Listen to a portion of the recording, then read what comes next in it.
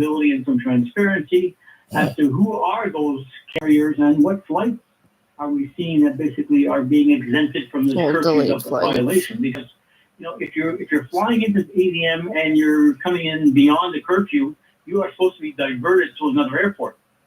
What other airport? Or Plattsburgh, wherever it is.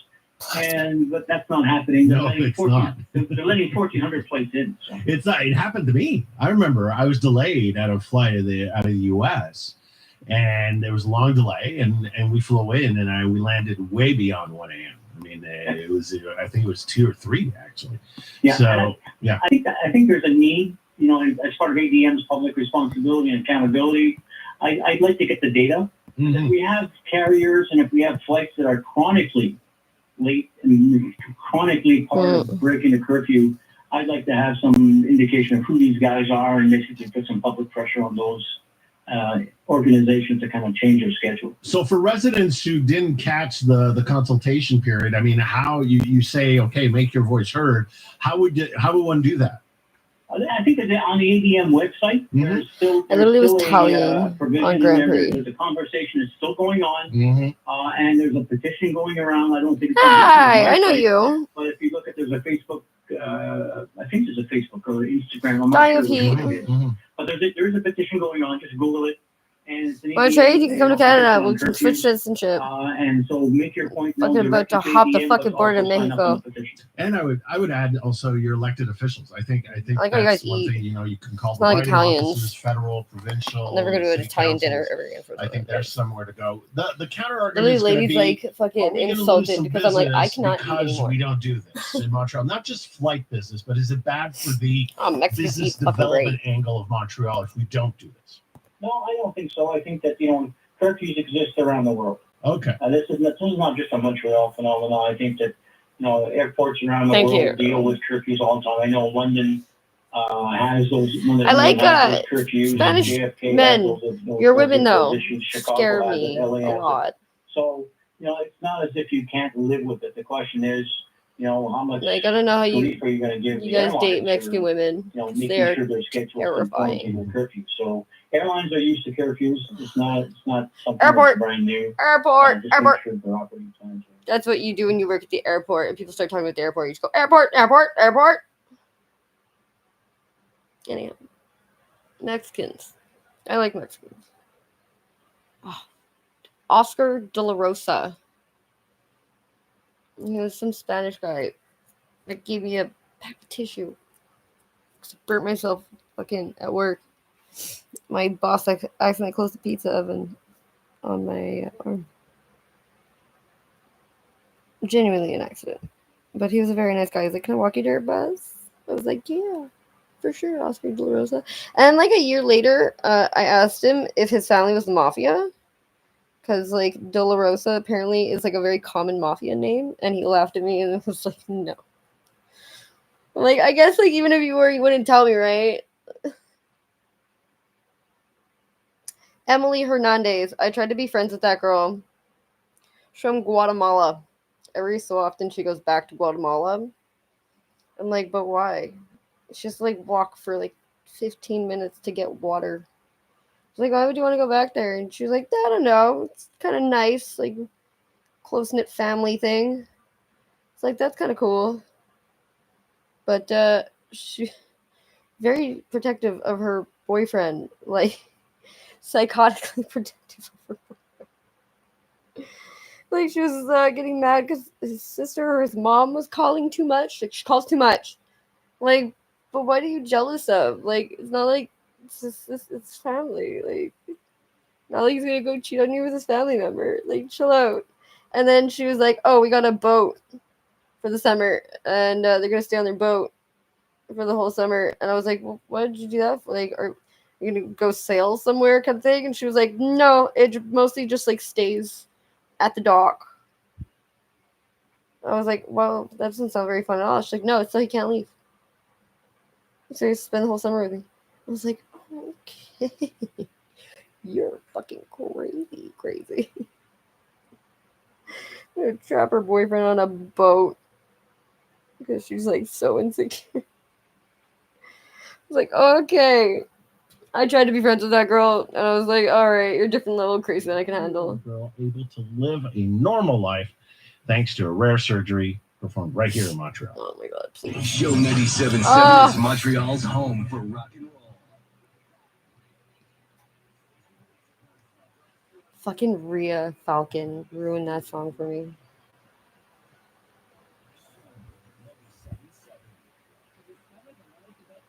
I am always busy. I'm not busy right now.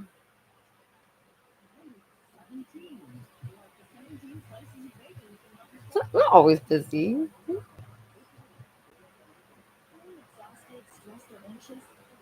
Also, I heard Spanish people are people like you want to be on like if there's a so people are throwing down, you want to be with the Spanish people.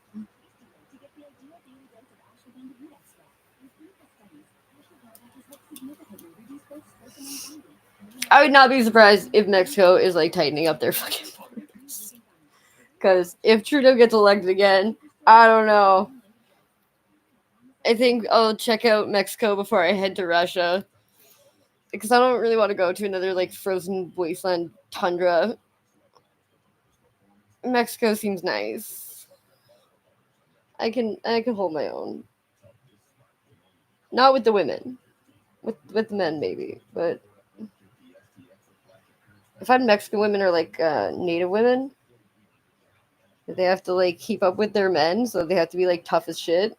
And I'm just like, I'm tough until people put their fists up. Then I'm just like, run away.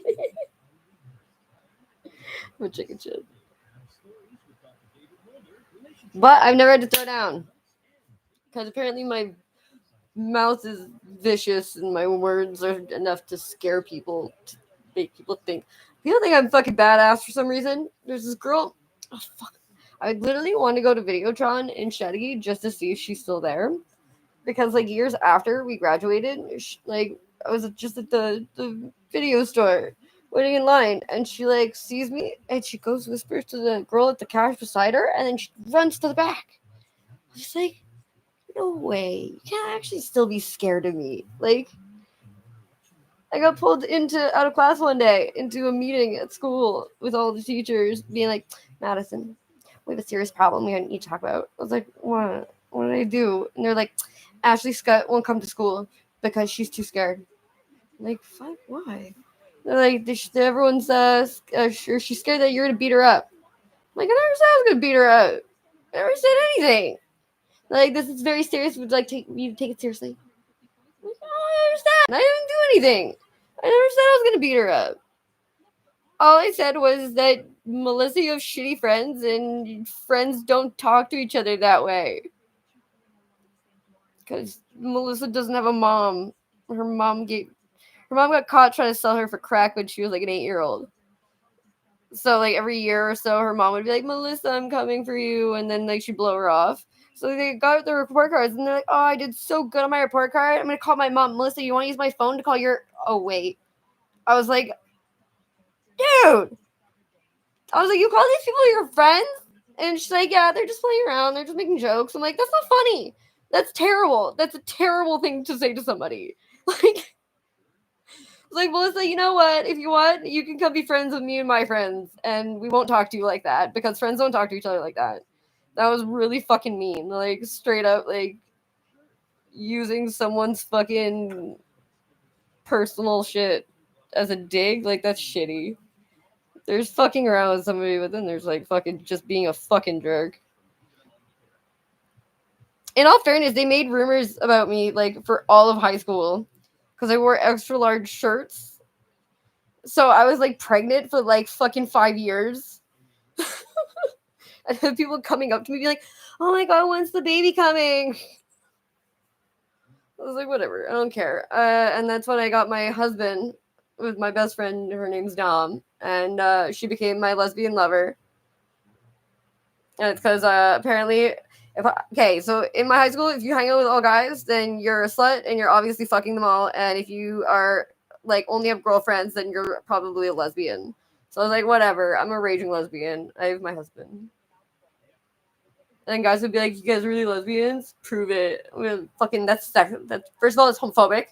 We don't have to prove our love to you. Oh, my show's back on. This is something when a parent of a child has a disease, you kind of have to become an expert on that disease. Oh, like yeah. pre-diabetic. I guess so. I also have the same illness. Oh, do you? Don't give your kids those Ozempic. I can need them to be fat so I would get clothes cheaper at Walmart.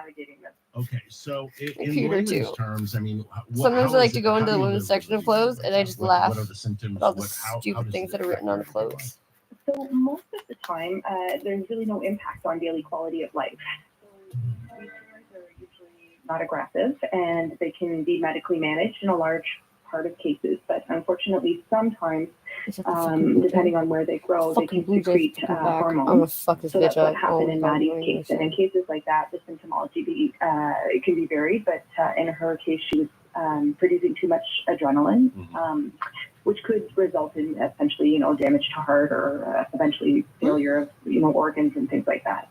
So this is a rare condition. When you hear this Producing term, too much rare adrenaline. disease or rare condition, what does that mean? Is that do you have any data, or how do we classify that a disease? How would we I think decide she's a that it's hypochondriac. I don't know how rare. I think a lot of these people are hypochondriacs. The way I know that is because I was raised by and I one. don't think there's a large percentage of people. So when I was reading statistics, I think they said like 1 in 100,000. But I think it might be higher than that, just based off it's not always easy to diagnose because the symptoms are not always apparent.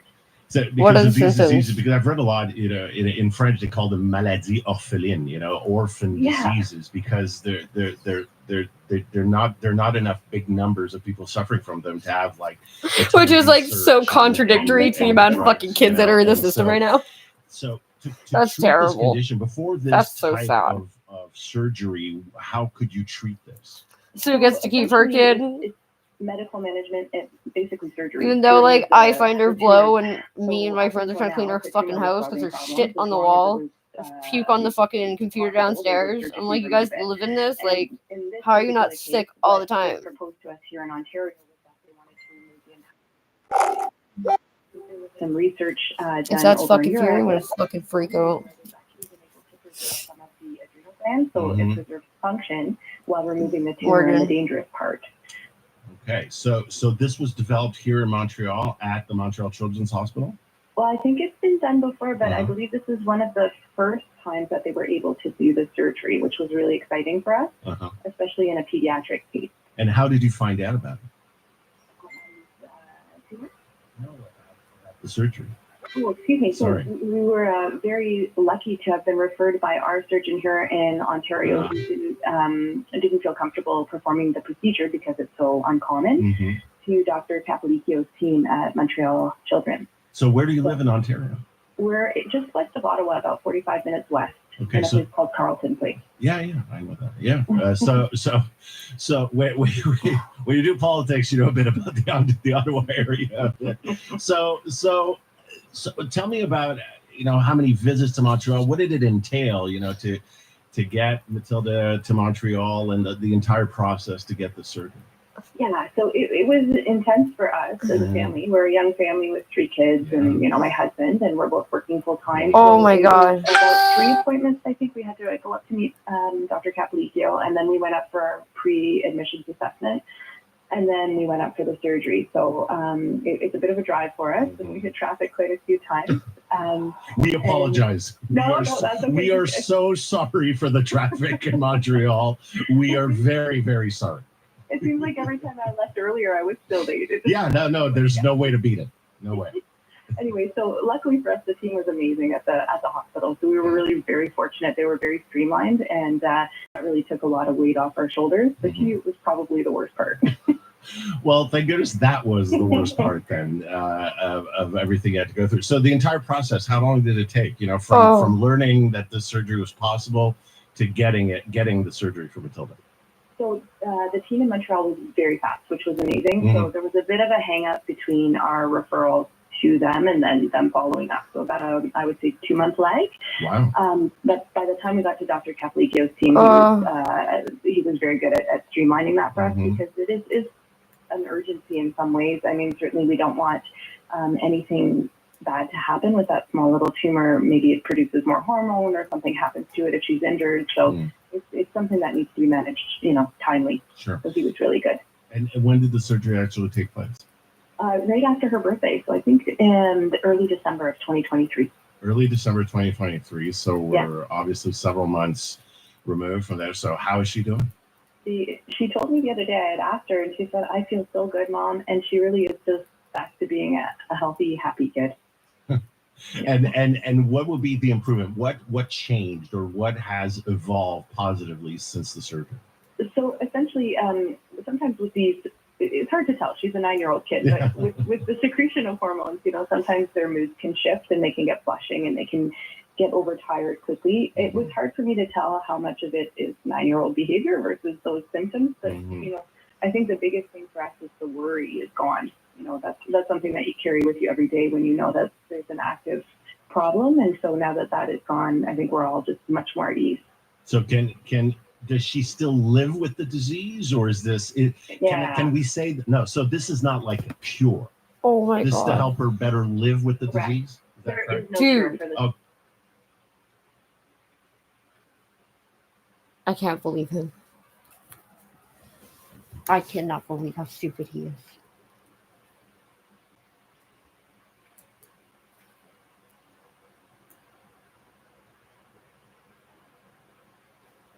I cannot believe him.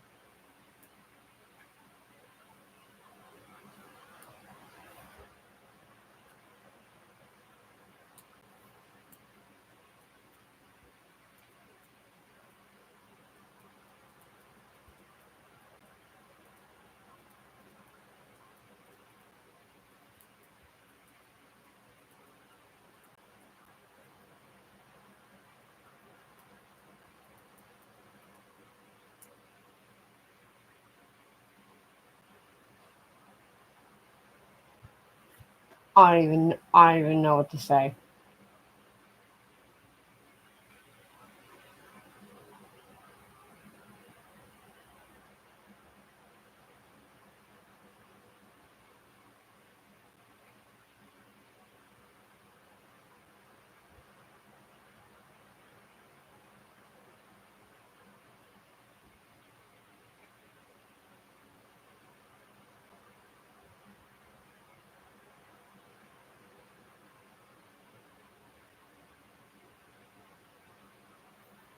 Oh my God.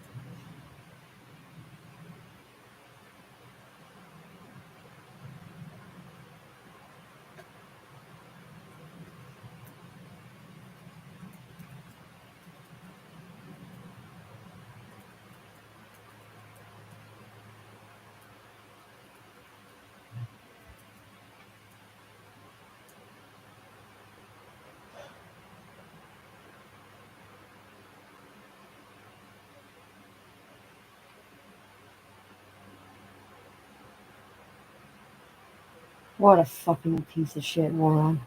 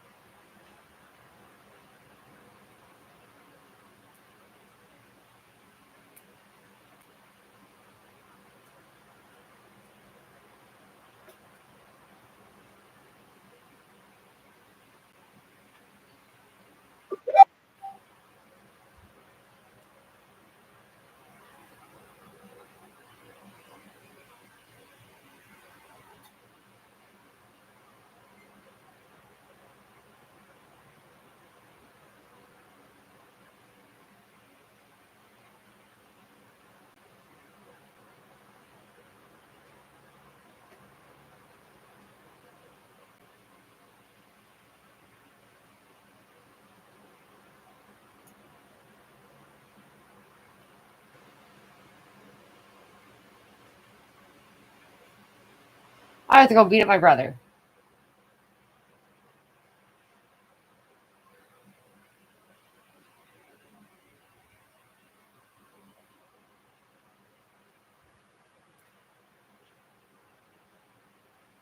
This is too much. He's gone too far.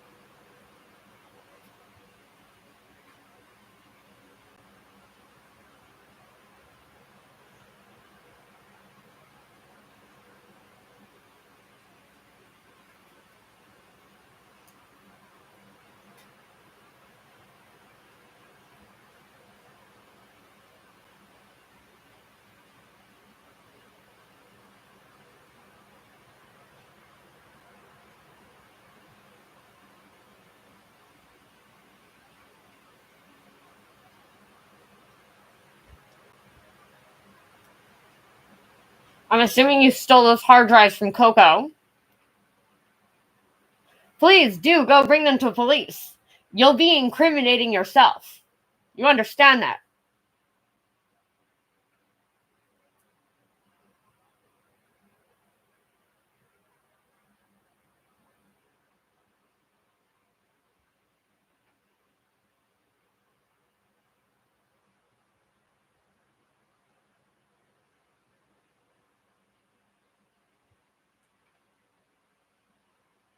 Your life is fucked up. That's on you. Don't go fucking up her life.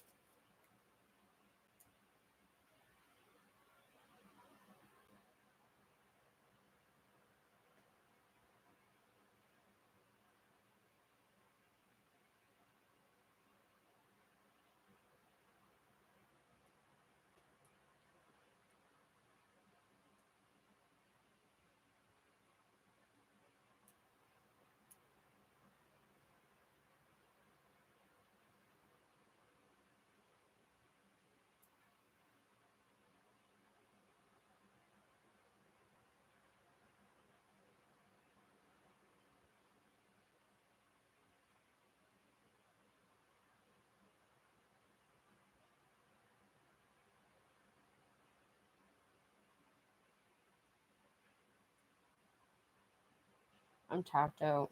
I can't.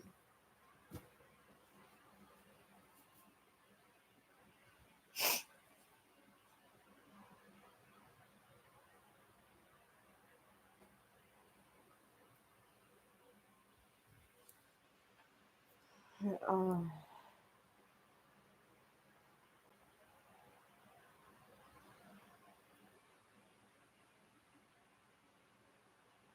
don't know what to say. Honestly. I don't know what to fucking say.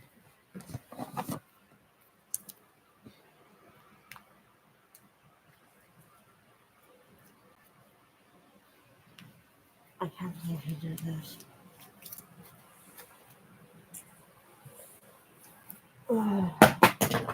You should be cracking my brother.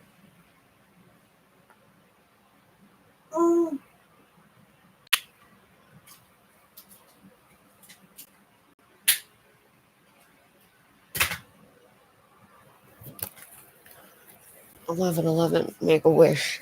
I wish that my brother would stop smoking meth because he is schizophrenic.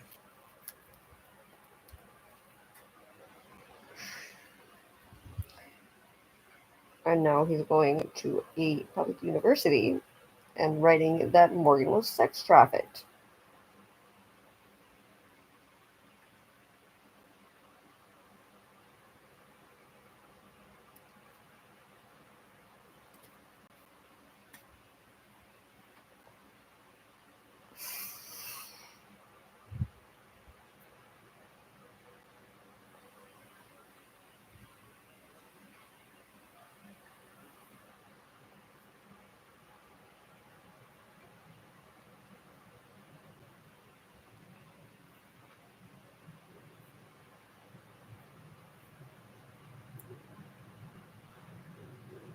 I don't even know what the fuck to say to him.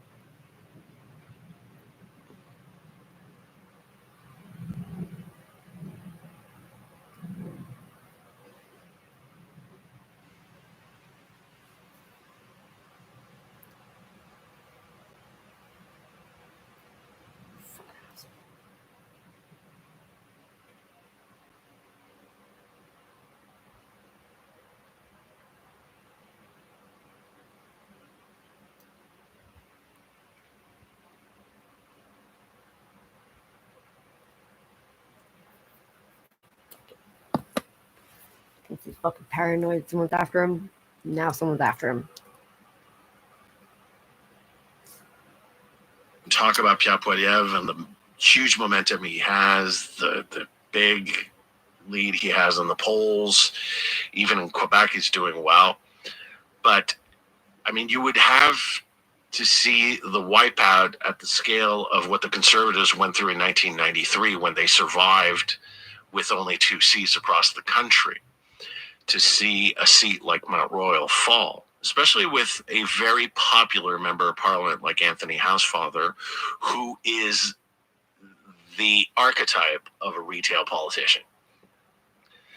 And so he is always on the ground. He knows everybody on the ground. He goes door to door. You know, when he was talking about his future and if he was going to stay earlier this year, if he was going to stay an MP for the Liberals, well, he went door to door.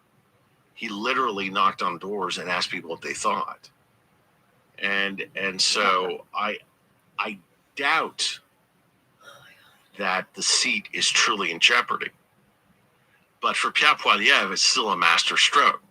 Now, while Neil Oberman, and I've said it, is not a star candidate, it is a very attractive candidacy. And for a partner in a big law firm in Montreal to just say, okay, I'm going to, right now, maybe a year and a half before a federal election, and say, okay, I'm going to run.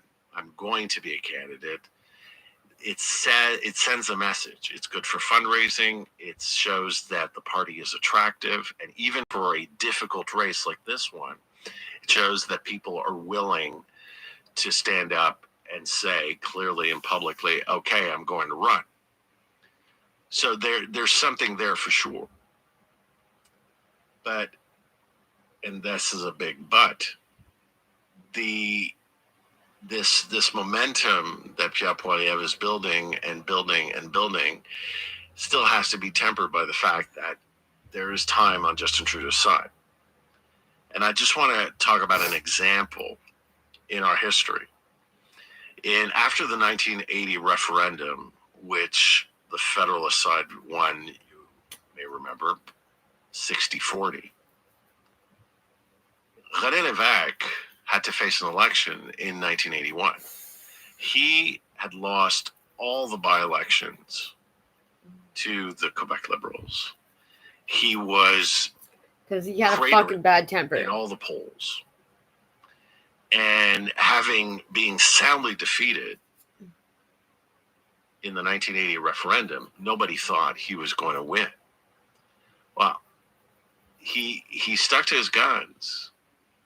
And even with Pierre-Éliott Trudeau riding high on his win in Ottawa,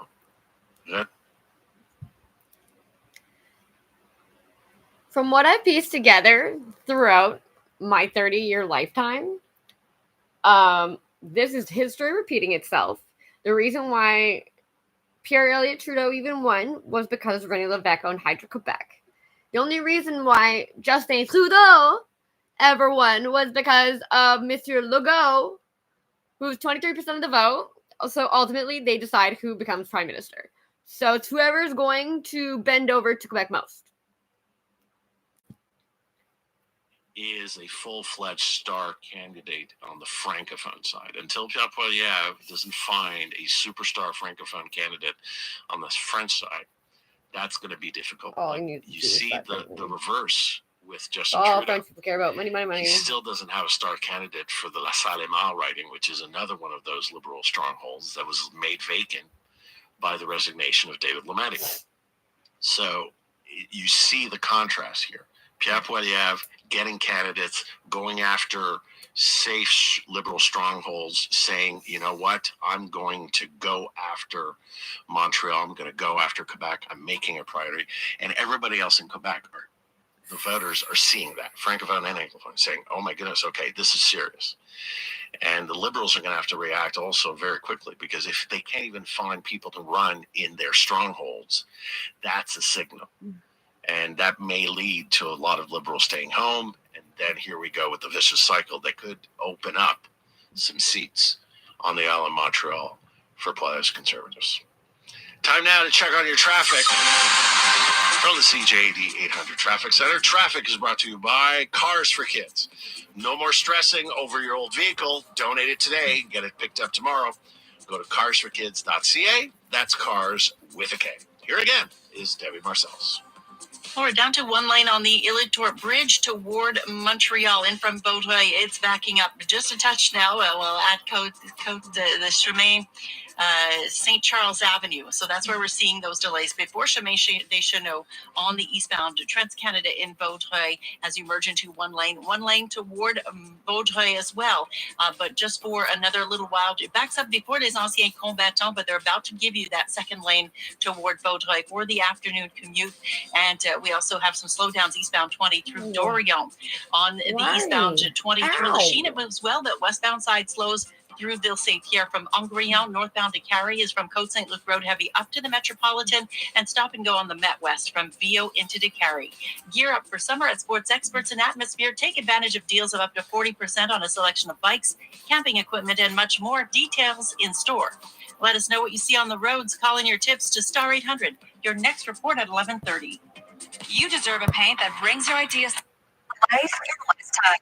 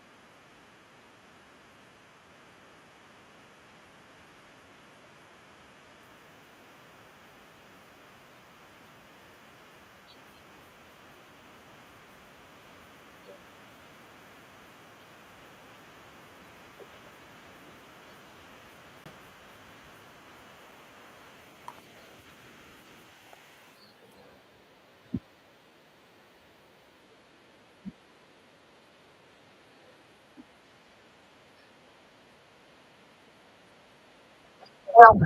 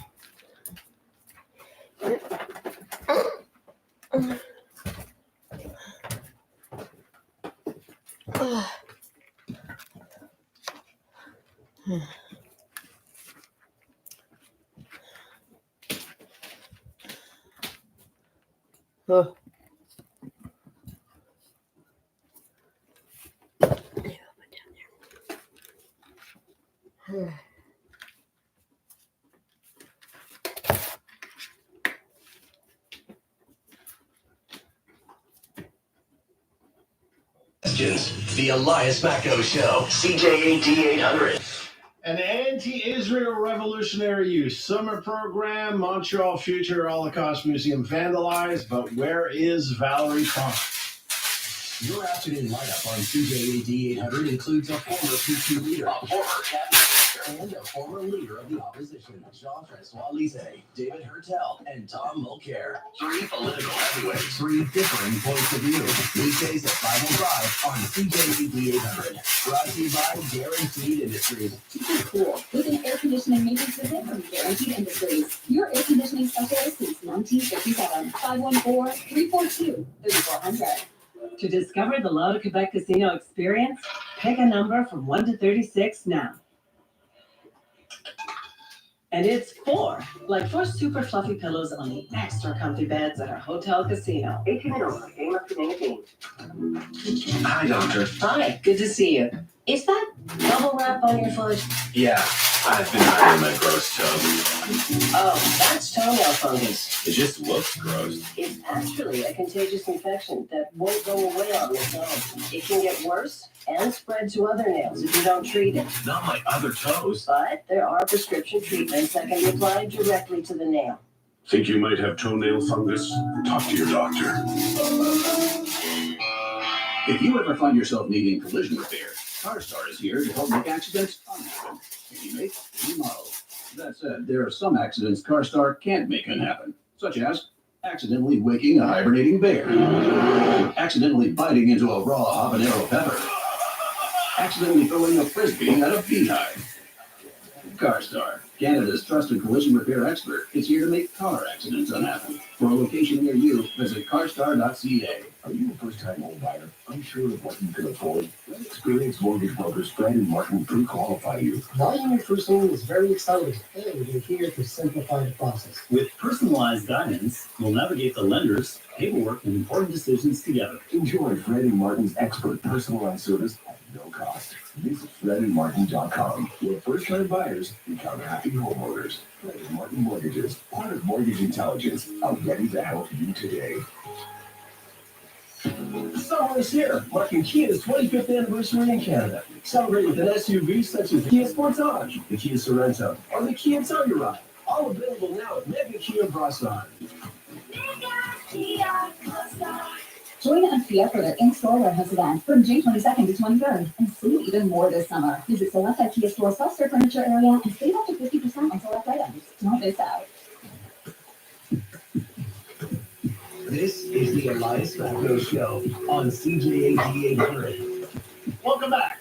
The pro-Palestinian encampment at McGill made headlines again this week after it was reported that they would be hosting an anti-Israel revolutionary youth summer program. But they were pledging to educate the youth of Montreal. The company had, of course, very controversial imagery showing basically masked gunmen with assault rifles. A lot of reactions, both across the political spectrum and also Montreal citizens, just wondering when this will end. So to try to understand what's going on with the city's reaction to all of this, I'm now joined by Alain Vaillancourt. He is responsible for public security on the executive committee of the city of Montreal. Alain, thank you very much for joining us this morning. My pleasure. Happy to be here. So you were quoted on Monday in La Presse, and I will translate it literally, talking about that imagery that shocked so many people. You said, and I quote, cette affiche, this poster is completely unacceptable, shocking for us. That quote is accurate, correct, from you? Yeah, I said that in city council. Yeah. So the first question I have for you is on this specific topic. I haven't seen any public comments from Mayor Plante on this. Why not coming out on this? Well, she's denounced every aspect that come out. She has, and I'm the representative. Not this one specifically. She didn't come. There are a lot of Montrealers that are, because I'm sorry to interrupt, but on this I think this is an important question because. And you have the federal immigration minister in Montreal, MP Mark Miller, coming out. You have the higher education minister of Quebec coming out. MPs, MNAs, a lot of people have come out. You have come out, and I respect what you've said. But a lot of people are questioning why this is a week now since this poster came out on social media, and no reaction from Valerie Plante. Why not? Well, I reacted in council. I represent the administration for public safety. I think I came out strong, and she agrees with the statement. And I can't. She came out publicly, I think, during council also on the actual image. I also said that beyond the fact that we find it unacceptable and shocking, truly. I don't know if people know, but the FWM has opened up an investigation and has discussed the issue with the RCMP. So it's taken seriously, and we're acting on it. And I'd like to add, I think we'll get into it later in the discussion, but I think it's important. I get asked the question a lot, as an elected official, why don't I instruct the police to do this, to do that, not only on this, but all kinds of issues, on violent crime, etc., on different things. And I can understand that it's difficult for people when they see things that they seem to think there's no action taken and that we're not doing anything.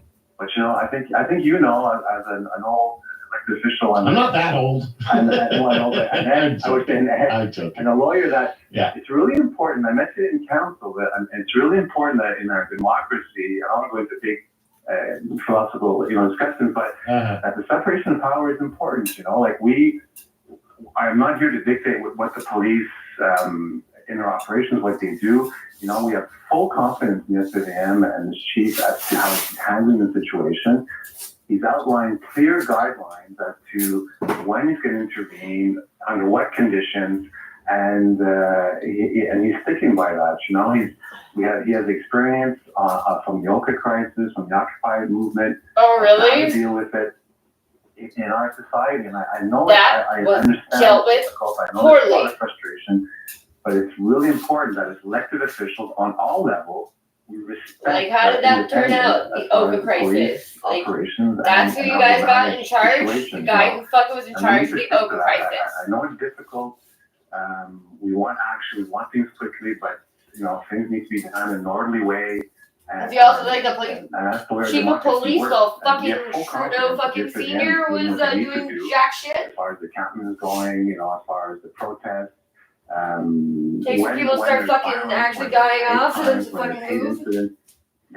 Otherwise they just stand there, they're dick in their hand, just looking pretty. 31 files sent to Quebec City for the district for the prosecution to look at. So a lot of stuff is being done. It's just that perhaps not around what's being done. So I appreciate the opportunity to say we're doing, but the diagnosis to us is very important. I think it's important on all of us. Well, I understand what you're saying about not intervening directly in police procedures, but at the same time, when you have an elected official responsible for public security like yourself, saying this is unacceptable, and then following that, there's actually nothing else that's done. I mean, I think a lot of us are justified in saying, well, hold on a second. I mean, it can't just be, well, oh, it's unacceptable, and it's up to Tatiana to decide if ever there's going to be action. At some point, where is the line drawn? Ultimately, elected officials have a responsibility here, and the police ultimately works for the city. I agree. We have, when I say something's unacceptable, I think we need to, publicly denounce any act of discrimination, anti-Semitism, Islamophobia. I mean, that's our duty. We need to come out strong, and our statements have done so. But come back, when it comes time to, despite the fact that I think, or our administration thinks, or someone thinks that this is not acceptable, we can't tell the police what to do. Police have acted in other contexts, honey. I get it. I get your position. But police, we've seen police departments act in Calgary. We've seen police departments act in Quebec City. We've seen police departments act elsewhere in the United States. So this is it's not where this is like, oh, this is the way to do things. There have been different instances where police departments have interpreted this situation differently. Where police have, our police have also acted, and everywhere else where police have acted, it's not the elected officials that have told the police to go act. The police will act upon their own defined criteria under the rule of law. Exactly. And that's what the SVM has done. So, June 6th, they acted when people went into McGill, occupied the building illegally and vandalized. They stopped. They went in, arrested people. In numerous protests, they arrested people. In the encampment, if there's any violence, they're ready to act. But two Superior Court judges have, under two different injunctions, have even stated that for the moment there's no urgency, there's no violence shown in the encampment. And the police have specific criteria. As soon as someone crosses the line, action will be taken. So what is that line? Define that line. So somebody has to be hurt physically for you to move? I'll give you the lines for the cabinet. There's three specific criteria that is established by the SVM. One is your legal basis to go in, and injunctions have shown that so far there isn't. That's not right. That's not accurate. That's not correct. That's not correct. That's not the same criteria. The criteria for provisional injunction, I'm sorry, are not the same for the police, what Farid Aguirre has done. It's not the same criteria at all. There has to be a legal basis for the police to intervene in the case. Yeah, but that's not the same thing as an injunction legal basis. Okay, well, the three criteria is that there has to be a legal basis for them to intervene, and so far there hasn't been. There needs to be a clear need to intervene as far as urgency and violence in the cabinet, and so far there hasn't been shown that to be in the cabinet. And there has to be immediate safety for the people in the cabinet and the surroundings. So those are if one of those are crossed, if one of those are deemed, that cross the line, then there will be intervention. But so far, there hasn't been, a need to under those three specific criteria. So it's not true that the SGM is not doing anything. They've made arrests. They're talking to everybody. They've been present in the protest. They had 31 files since the date. Yeah. Okay. You've already said that. You've already said that. No, I'm interrupted. You've already said that, Ellie. What I want to know at this point is that there have been there's an increase in anti-Semitic acts. Yet again, this morning I'm talking about a restaurant that got riddled with bullets, owned by a Jewish person. Yeah, but they've been very well known to be doing that to their own fucking restaurants. People don't feel safe in the city. So if you're not going to act on this, what steps are you taking? Not the police. What are you taking to make the city safer for this phenomenon? If you're not going to act on this, what is being done? I'm saying I don't think it's accurate to say we're not acting on it. Well, tell me what you're doing. Tell me what you're doing, because anti-Semitic acts are on the rise. Are you like a 16-year-old girl, bro? What are you doing? You're specifically talking about the restaurants, or? No, anti-Semitic acts are on the rise since October 7th. So what are you doing to combat that?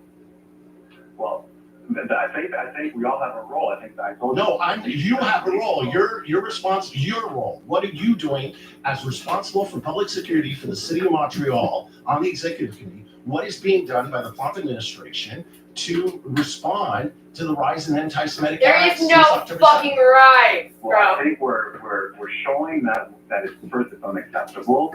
We denounce it. We're meeting with all the leaders. We've been present. We clearly, ensure that the police presence is there. My role is to make sure that the police have all the resources possible to deal with any anti-Semitic acts, any hate violence, any hate crime incidents. My role is to make sure that they have everything they need to act on it, and they are doing so. When there's an incident, we're present. We talk. We engage in everybody. We announce it publicly. Everything is being done. We meet with the leaders. We have constant communication with everybody.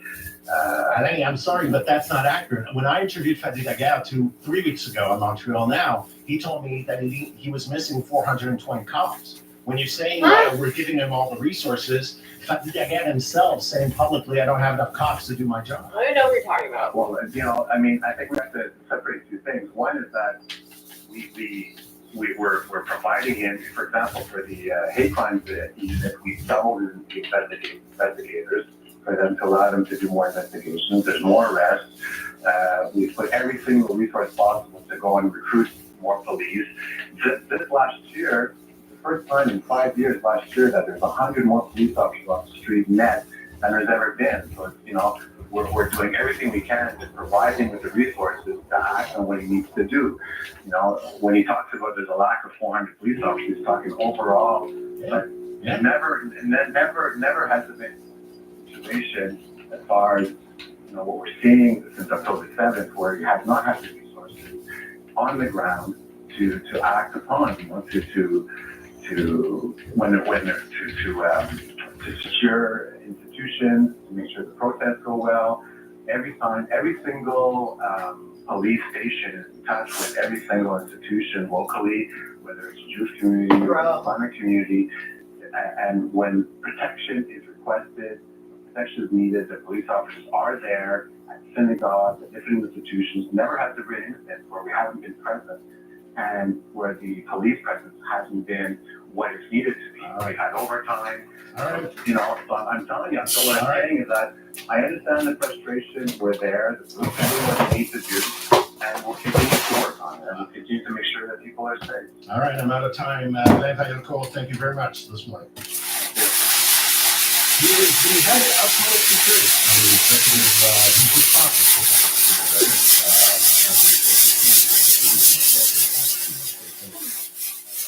I'm very late to traffic. So that's traffic center. Good morning. Good morning. Good morning. Yeah. Good morning. On the eastbound volumes are very up to the second at the first. The northbound county is also pretty slow. Timber to the top. Southbound county volume down to the top of Justin Crawford, often on slowdowns westbound Met VOS to the county interchange. Northbound 13, that has some volume now, starting to get the peak down up boundary Verasta for southbound 13, also to running St. Martin to the B-Cell Bridge, also between Cody S and Opry 20. Only until July 2nd, Mass is offering 90 days without any monthly payments. That's 90 days, zero payments. Visit your Mazda dealer today for details. Let us know what you see on the roads. Call in your tips to Star 800. Your next report at noon. Montreal's home for live sports and sports talk. TSN 690.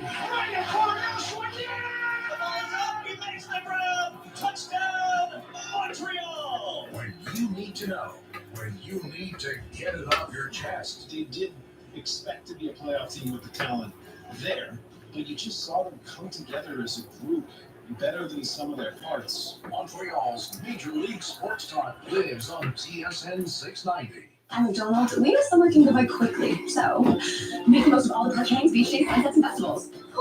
With a $2 plus tax sundae or snack size milkshake, or an app-exclusive $1 plus tax soft serve cone. At participating McDonald's restaurants in Canada, prices include delivery, app download and registration required. This is Mike from Andy's house. If you or a loved one are struggling with drugs or It alcohol, has $30,000 to throw away on a junkie. including our new 35-day residential plus Free program, time. call 514-738 For it to not work. 514-738-ANDY. Call today. MyShoeShop.ca is Canada's shoe store for European comfort footwear featuring Birkenstock, Gabor, Hasslinger, Naturino Kids, and many more. Shop online or in person at 1325 Green Avenue in Westmount. MyShoeShop.ca. We sell summer. Canada's invited to one of soccer's hottest parties.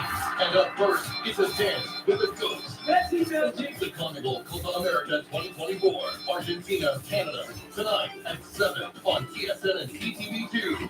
As a sleep expert at Dormez, I've heard some pretty creative solutions when it comes to sleeping hot. But when 11 oscillating fans and ice packs under your pillows just aren't working, know that we are here to help. With temperature-regulating sheets, mattresses, and pillows, we can find a cooling solution that's perfect for you. Because at Dormez, we solve sleep.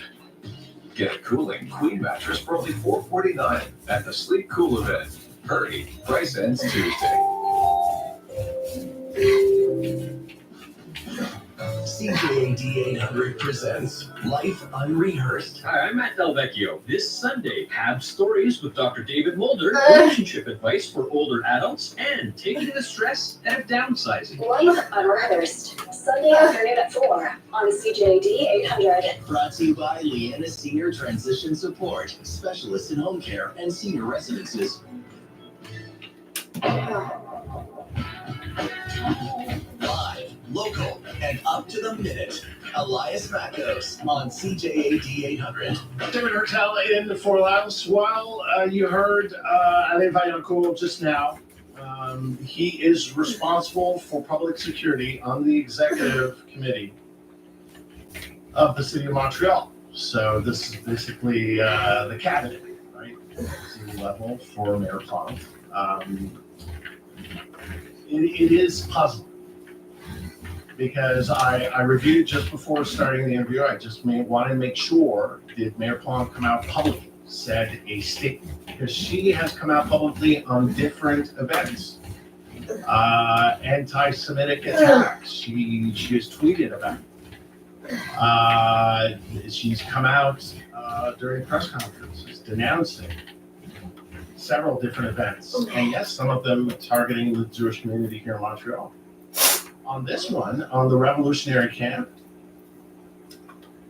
and this image that's been circulating on social media of masked, armed gunmen with assault rifles as the promotional material for this Revolutionary Camp. Not a word about it.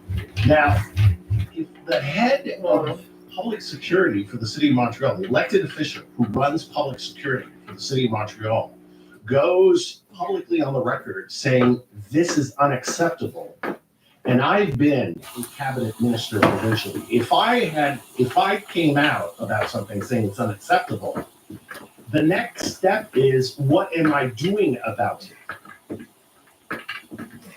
If an elected official There's nothing to be done. that Nothing is responsible for a file says something within his or her responsibility that says that said thing is unacceptable, then the next step is, what are you doing? And the city of Montreal, since this story broke on Thursday, nothing has been done. Nothing. The city of Montreal has done nothing. And I'm floored by this attitude in the Plante administration. When something happens on their watch, in a file that they're responsible for, public security in the city of Montreal is the responsibility of the mayor of Montreal. The chief of police is named by the mayor of Montreal. The SPVM is a responsibility of the city of Montreal. It is the Montreal budget that pays for the SPVM. Fatih Daguerre's salary is paid by the city of Montreal. He was named by Valerie Plante. Every time there's something that happens, what is their job? What is the job of the mayor of Montreal and the person responsible for public security on the executive committee? My job is to denounce. My have to call it out. Yeah, but you're just fucking talk radio. It's not just that. Denouncing is not acting. Denouncing is not doing something about it. Now, things are starting to add up on this file and so many others. But at some point, if I have the head of public security telling me we're doing everything, we're giving all the resources to Farid Daguerre, I had Farid Daguerre. I'm not making this stuff up. It's on the CJ8800 website. I interviewed the man not 3 weeks ago on Montreal Now, filling in for Aaron Rand, and I asked him about his resources, and he told me I'm missing 420 cops. I can't do everything that's asked of me. He went on the record saying, Yeah. There's always a fucking reason as to why y'all can't do your fucking jobs. And traffic. You shouldn't be doing this job because you were tired as far as I knew. And crowd control during festivals. I can't do that. And now I have the guy who's responsible for this file coming on air and telling me we're giving them all the resources to do their work. And why are you mocking somebody? Rise dramatically since October 7th. They were on the rise before. They're on the rise now. Merchants, synagogues, schools are being riddled with bullets. And the answer is we are denouncing and we're giving all the resources to the police to do their job. Are you a cop? Served with separation of powers. First of all, that has nothing to do with it. Separation of powers is about constitutional law. Don't talk what you don't know. Okay, so you're a cop now. This is our city, people. My city. We'll be back to wrap things up. You're about to fucking teal over. Global phenomenon critics call thrilling and endlessly captivating. HBO's original House of the Dragon. New season stream now only on Crave. Subscribe at crave.ca. We are tolerant people. Respect. We are respectful people. Dignity. We are dignified people. What has been going on of the divisiveness created by the Liberal government talking out of both sides of its mouth has created a void where the haters fill it. We are going to bring back those values back to Canada, back to Quebec, where people are going to be dignified and respectful and tolerant. And that is what I see as the future of Canada. And that is what I want to bring to my riding, to my neighbors, to my friends, and to my family. Newly minted Federal Conservative Party of Canada candidate Neil Oberman this morning. If you missed the Big Five, it's available on iHeartRadio and all your podcast apps. Up next, the Vashi Capella Show, and at 2 p.m. it's Montreal Now with Aaron Rand. My thanks to Maxim Kedat and Master Control, and to Lola Calder, who produced this morning's show. I'm David Hertel. Have a great afternoon.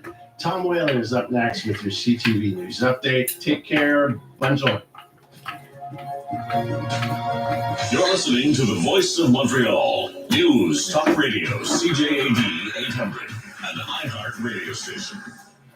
This newscast brought to you by Supermarché Ackevan in NDG and Pierrefonds. This week at Supermarché Ackevan, Colombian black roasted coffee beans for only $9.99 a pound. Grinding available to your choice.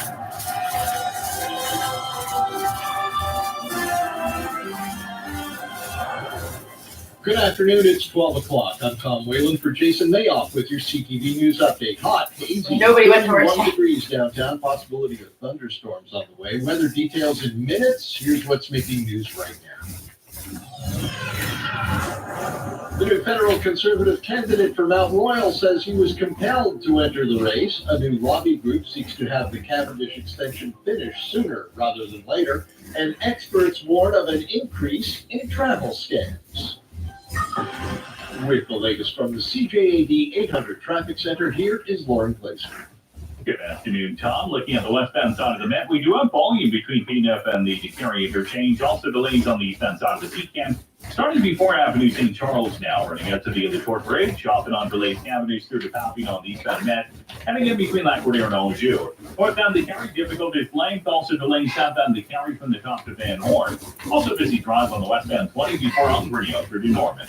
Take the most of summer with Uber Eats, from sushi to slushies on the hour, summer long. Delivered everywhere, even by the pool. Order today on Uber Eats.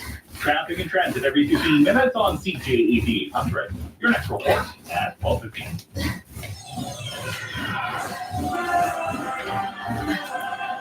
In the news, the federal conservatives have named their choice to take on incumbent Anthony Housefather in the liberal stronghold riding of Mount Royal. Neil Overman, a lawyer and activist, spoke this morning with CJAD 800's David Hertel. He said he felt compelled to run. You can point to all the issues that occur in the town, and I'll come up with the same answer. I don't care. Why? Because I'm here to win it, because we need to win it. We need this change. I'll tell you how I'm going to fill the void. I'm going to fill the void with a positive message, positive action, and I'm going to look my neighbors and people I know in the eye and go, is this what you want for your family? Overman says that Canada is in the midst of an existential crisis and that he needs to jump into the race. There is a new political lobby group in town called the Cavendish Caucus. The caucus, made up of federal, provincial, and municipal politicians representing areas around the Namur Hippodrome project. They will be Who am lobbying I between all my three legs? levels My of head's government filled with in order sperm, to but my ensure heart's that filled the with long-awaited eggs. extension of Cavendish Boulevard is completed Who before any am I when I didn't know? project. They want the province to write in a clause to that effect. And I thought I in was its a land transfer boy. to I the thought city I of was Montreal, open-minded. guarantee that any federal or provincial funding of the Namur Hippodrome neighborhood is contingent on the extension's completion. A summer travel season is heating up, and experts are warning about an increase in scams. Last year and a half has seen anywhere between a 500 and a 900% increase in phishing scams. That's according to Marty Wilkie, Chief Information Security Officer at Booking.com. He also says the practice has been on the rise since the launch of generative AI tools like ChatGPT. Wilkie says the hospitality industry is particularly susceptible to this sort of thing, where travelers hand over sensitive information to legitimate-looking emails that are in reality scams. Mike Dubowski, ABC News. For interviews and other audio, go to CJAD800.com or download the iHeartRadio app. Your Dormez-vous Weather Center forecast. There is a heat warning and a severe thunderstorm watch in effect. Expect clouds to build this afternoon with a good chance of showers and thunderstorms. Today's high 32, 41 with the humidex. Tonight, clouds still with the chance of showers and a thunderstorm, the low 20. A mix of sun and cloud at 27 tomorrow, then clouds, a good chance of showers and 21 on Saturday. Right now, it's hot, hazy, 31 degrees in downtown Montreal. Make that 40 with the humidex. For all the news during the day, stream us on your smart speaker. Just say, play CJAD 800. Your next CTV News update at 12:30. Is your basement just wasted space? Transform it into your favorite room with Renovco. Whether you dream of a cozy family room, a stylish home office, or personal gym, Renovco can make it happen. Their expert team provides top quality craftsmanship and innovative designs tailored to your needs. From start to finish, they handle everything. Turn your basement into a space you'll love. Call Renovco today, 514-856-9993, or visit renovco.com. Renovco, they bring basements to life. When big news happens, Protesters have entered one of the buildings on campus. Montrealers know where to turn. Police use chemical irritants to disperse the crowd. Watch CTV News at 6 and visit ctvnewsmontreal.ca.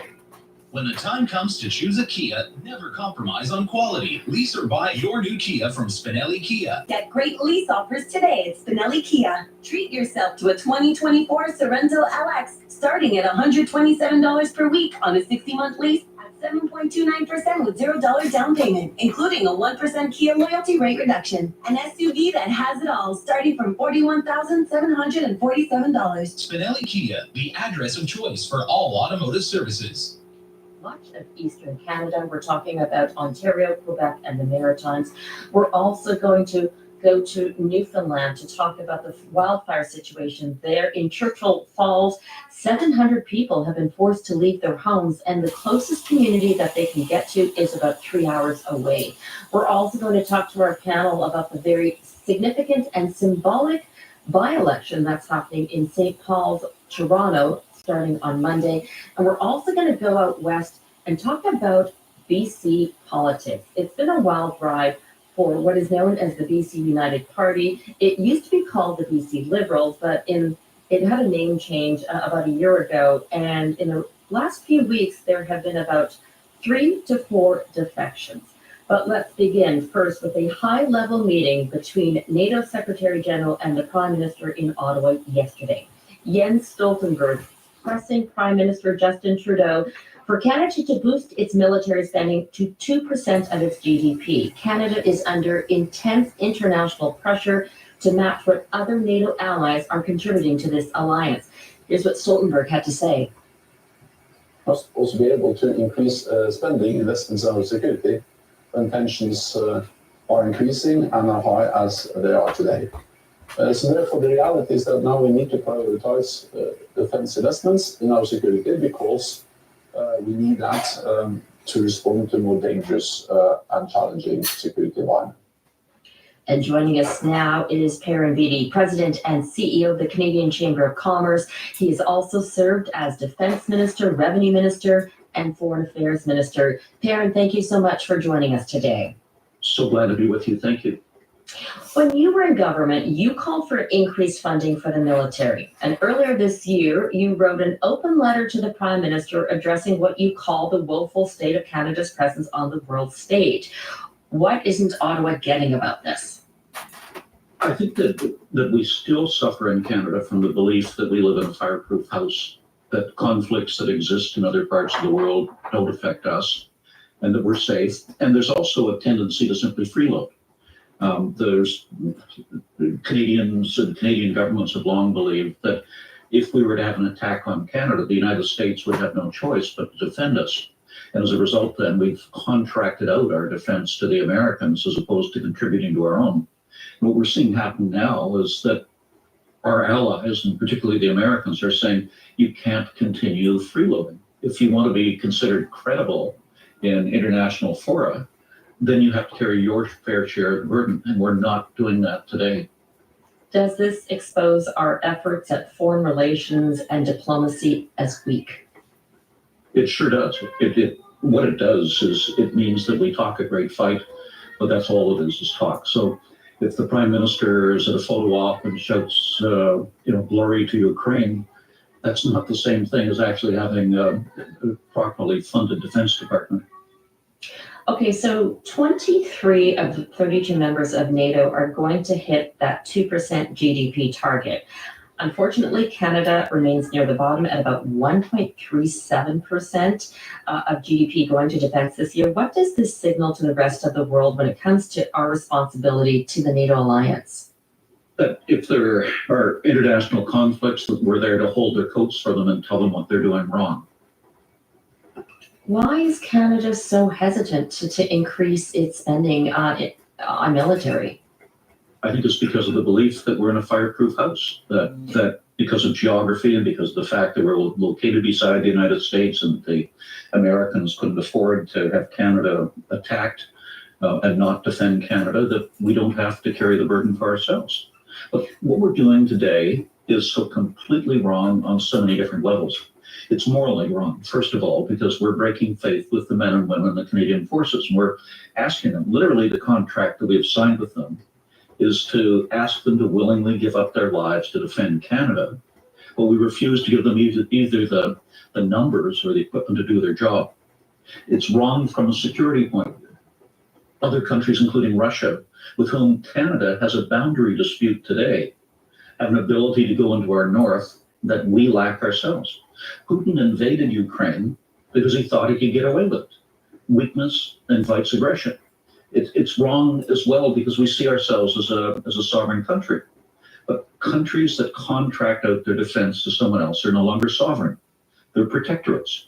And they have to accept the defense on the terms in which the protectors offer it. That's a particular problem when their protectors don't accept their territorial claims, as is the case with the United States and Canada.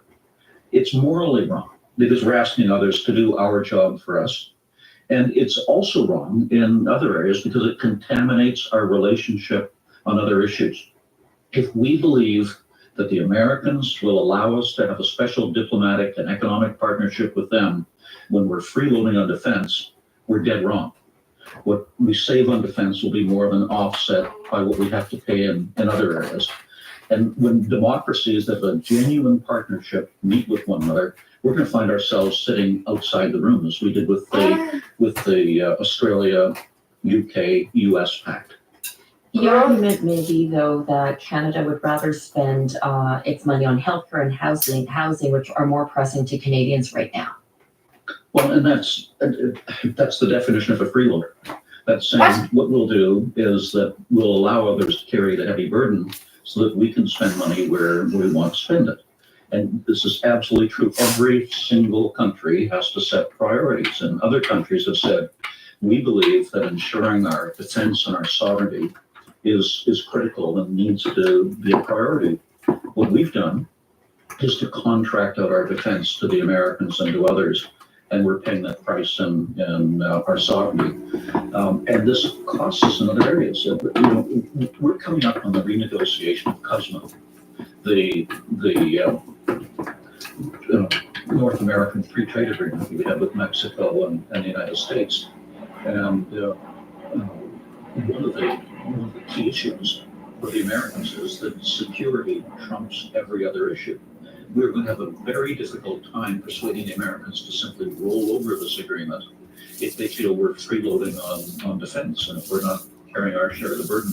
So it contaminates all aspects of our other relationship, and it costs us economically as opposed to benefiting us. Speaking of what it costs us in terms of our economy, do you think that increasing military spending actually spurs our economy? I would never make the argument that we should be spending on the military as a means of increasing employment or having economic growth. You do it because it's the right thing to do, because it's important for a sovereign country. But there's no question that we need to address this issue. We need to set priorities. So much of the spending that's been taking place in Ottawa in recent years just disappears the day that the check is written. And at the same time as we've been doing that, we've been seeing our ability to defend ourselves and exercise our sovereignty rusting out. Every day that goes by that we allow the situation to get worse, it will become more costly for us to address. Perrin, I know that you are leaving the chamber in August. Do you see yourself having a pivotal role in advising the Prime Minister on this front? I suppose you can offer advice. The question is whether it gets taken. I hope that all Canadians recognize that if we want to be a sovereign nation and if we want to ensure peace in the world, that we have to carry our share of the burden. And I'll be exercising my rights as a private citizen to make that case. But I think it's important as well, while I hold my current job in the chamber, to make the point that this is not a standalone issue. That when our partners, for example, when 23 American senators wrote a letter to the Prime Minister asking for him to change the policy and for us to carry our share of the burden, this contaminates the economic relationship with the United States as well. Okay, Perrin Beatty, we're going to leave it at that. Perrin Beatty is the President and CEO of the Canadian Chamber of Commerce. We're going to take a short break, but stay with us. You're listening to The Vassy Capello Show. Now, an update from the CJAD 800 Traffic Center. We're losing time southbound 13 now between St. Martin and the B-Cell Bridge, again between Hickmore and Artery 20. Northbound the Carry, that is difficult. It's length, also delays now southbound the Carry, starting at the top rolls at the Good St. Catherine. Pretty slow on the westbound 20, Tyrcott to Norman, also delays on the eastbound side of the 20 through Dorio, again through El Perot, and also between 32nd and 1st Avenue. You don't have to wait until fall to get a RexV. Talk to your healthcare provider today about a RexV or visit arexv.ca. Let us know what you see on the roads. Call in your tips to star 800. Your next report at 12:30. With clear blue skies over a winding country road, you buckle up. Your new Toyota revs to life with excitement. You start hugging the curves, eagerly anticipating the next corner or construction site. Anyway, one thing's for sure, this moment isn't just a dream. It's an invitation to exhilaration. So stop dreaming. Red Tag Days are on at Toyota until June 30th. Take this opportunity to shop for a 2024 Tundra. Visit shoptoyota.ca or your local Quebec Toyota dealer today. Buying or selling a used vehicle? complicated. Negotiating the price, good luck. Setting up a meeting, a nightmare.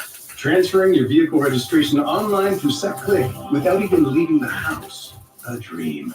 Using SatClick to transfer a used vehicle is really convenient. To check the eligibility criteria for online vehicle registrations, visit saq.gouv.qc.ca. Get it all done with a few clicks on SatClick. A message from the Société de l'Assurance Automobile du Québec. This is What's on Montreal, powered by Tongay, your comfort zone. It's St. Jean-Baptiste long weekend, and here's a taste of what's going on in our city. There are many concerts to choose from, including iconic country group Brooks and Dunn. They'll be performing June 21st at the Bell Centre. If indie folk music is more your style, Australian brother-sister duo Angus and Julia Stone bring their living room sessions tour to Place des Arts on Friday. Another great option is the Bluegrass and Old Time Jamboree. That's taking place in the Mile End on Saturday, and it's part of the 10th edition of the Marché des Possibles. It's fun for all ages, and guess what? It's free. From the radio waves to the stage, chart topper The Kid Leroy will perform his hits at Place Belle on Saturday. And if you aren't in the mood for music, you can always check out the Grand Poutine Fest in Chateauguay. That takes place Saturday until Monday. Have a great long weekend for What's on Montreal. I'm Lauren Fernandez. There's more at CJAD800.com. What's on Montreal, powered by Tongay, your comfort zone. We got a nice long weekend coming up. I can't wait. Yeah, and a happy birthday to moi event to Jean Couture. I can't wait. A festive weekend awaits at Jean Couture with the Happy Birthday to Moi event and a ton of great offers for the first anniversary of the Moi program. Don't miss out. Plus, until June 26th, get 250 points when you purchase any mascara or lipstick and 100 points when you buy select Quebec products. Look for all the other great offers in your app. Details at junkfood.com. Certain conditions apply. Moi is a registered trademark. Thanks for calling 1-800-GOT-JUNK. This is Sarah. How can I help? I've been thinking. What have you been thinking about? I decided I should declutter more often because it's an important part of a balanced and healthy life. Have you ever noticed that 1-800-GOT-JUNK has a question mark at the end of it? Yes, This I have disinformation. noticed We make junk disappear. that. All I have to do is point. All you have to do is point. Can you come right now? We're on our way. Call 1-800-GOT-JUNK or visit 1-800-GOT-JUNK.com. If you work in construction, listen carefully to the following message.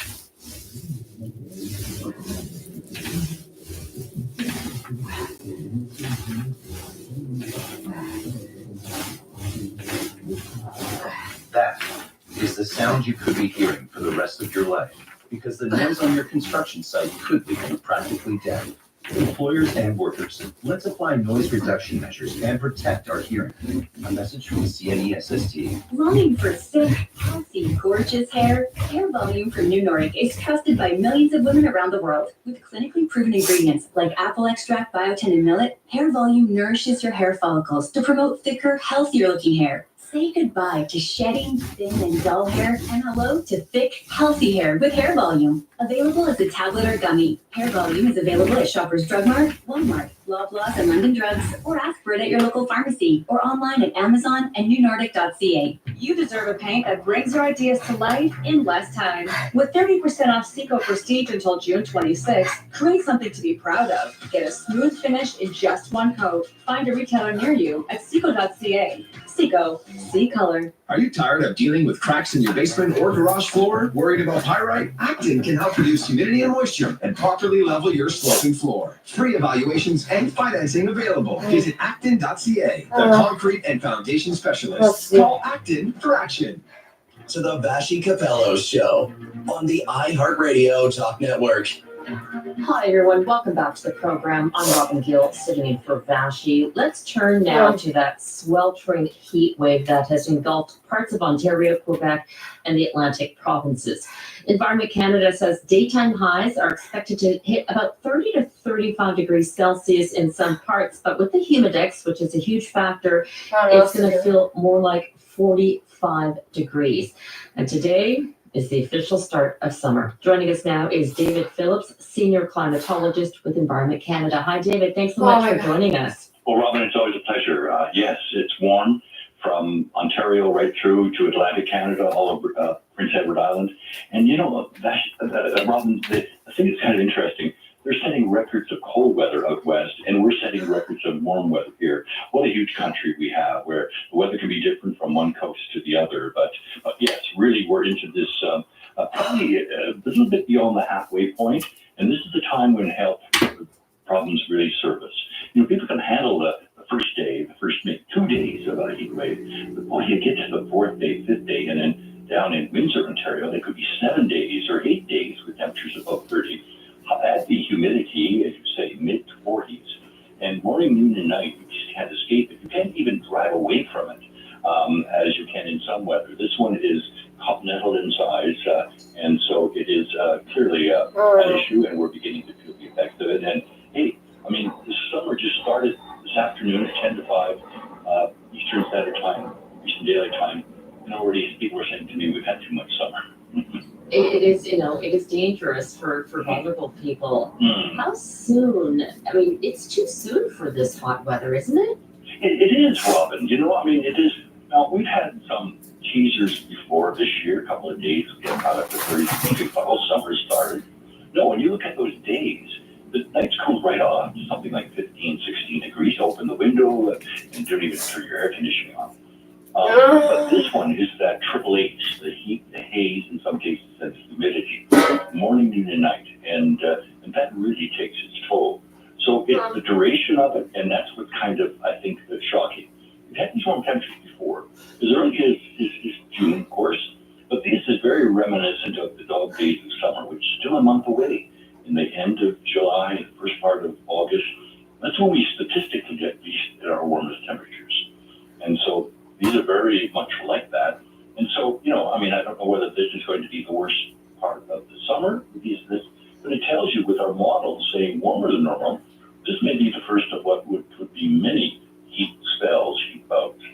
But this one certainly has length to it. It's got an aerial extent, and it's also intense. Some of those temperatures, I saw in places like the Miramichi or Bathurst, New Brunswick, 38 degrees for high. I'm not talking humidex, I'm talking the absolute temperature. And places like where I live, north of Toronto, the nighttime low just the other day didn't get down below 26. Those are just lethal kind of temperatures, and clearly people are feeling the effects of it. And can we talk a bit more about the pollution warning and those ground level ozone concentrations? Yes. When you have this kind of situation, like a dome, a ridge, or a big umbrella over top of you, it's trapping that air inside. There's no ventilation, no rest, no breezes come through and push the air out. You're breathing the same air on Monday that you'll breathe on Friday. And when the sun comes in, it takes that pollution. Yeah, last year we had smoke. This year it's the good old-fashioned exhaust from smelters and from our tailpipes. And so what it does, the sun, a chemical reaction takes place, and it cooks those chemicals, turns them into smog, and very dangerous. The fine particulate matters get into the lungs and can cause problems and long-term effects. So really, it is not just the the hot and humid. It's also the haze that's added to it. Now, sometimes that haze, well, if we get cloud, the sun is away and it doesn't cook it. But boy, you get a day with like we've seen recently, and the haze is big. It counts, and the poor air quality is high. Then you get a thunderstorm, as we're seeing in parts of southern Ontario and Montreal today. And really, Robin, that just adds more steaminess to it. That rain falls and then it evaporates. And it's like, it's even worse than a jungle type of thing. So it really is very serious, dangerous. It's early, and people are feeling the effects of it. And what about the toll of these temperatures on those wildfires that are happening in Newfoundland? Well, yes, I think that's really where the hot spot is. I think, Robin, we were quite concerned at the beginning of this year. A lot of these leftover fires continued. We didn't get as much snow as we wanted to. There was nervousness that we were going to have a repeat of last year. So far, we've been okay because we got a spring moisture. Temperatures have cooled out in some of the traditional hotspots out west, and the forest is quite wet in places. So I think we've kind of escaped what we had last year. Now, we're not out of the woods, though. Robin, we're starting the lightning season. I mean, 75% of our lightning starts after the 1st of July. And with the warmer than normal temperatures that we're seeing really nationally from almost coast to coast, then I think there is the risk that fires could come back. So we have to be mindful and guard against that and always do the right thing. If you go for that wilderness experience, make sure that you be respect of the environment and don't cause a fire.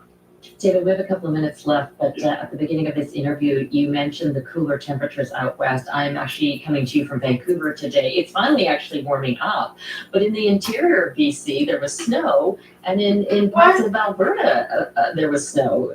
This is so wacky weather. It is. You know, Robin, it is. I know there are times you can get on a plane in St. John's, Newfoundland, and land in Ottawa or Winnipeg or Whitehorse, and you're properly clothed for it. Sometimes you can find the same weather from coast to coast. So this one is really kind of a bit of a shock, where one part of the country is breaking records. I mean, they had frost just yesterday in Edmonton. I mean, and yet we're getting temperatures in the humidex temperatures in the 40s here in eastern Canada. So hey, it's a big country. We have lots of wild weather, and we have to face it. But certainly conditions are improving in the west. I think Westerners have to be a little bit more patient. It's not going to arrive all of a sudden. It's going to ease into it. But I think by the middle of July and into the middle of August, I tell you the majority of Canadians will complain about the heat and humidity.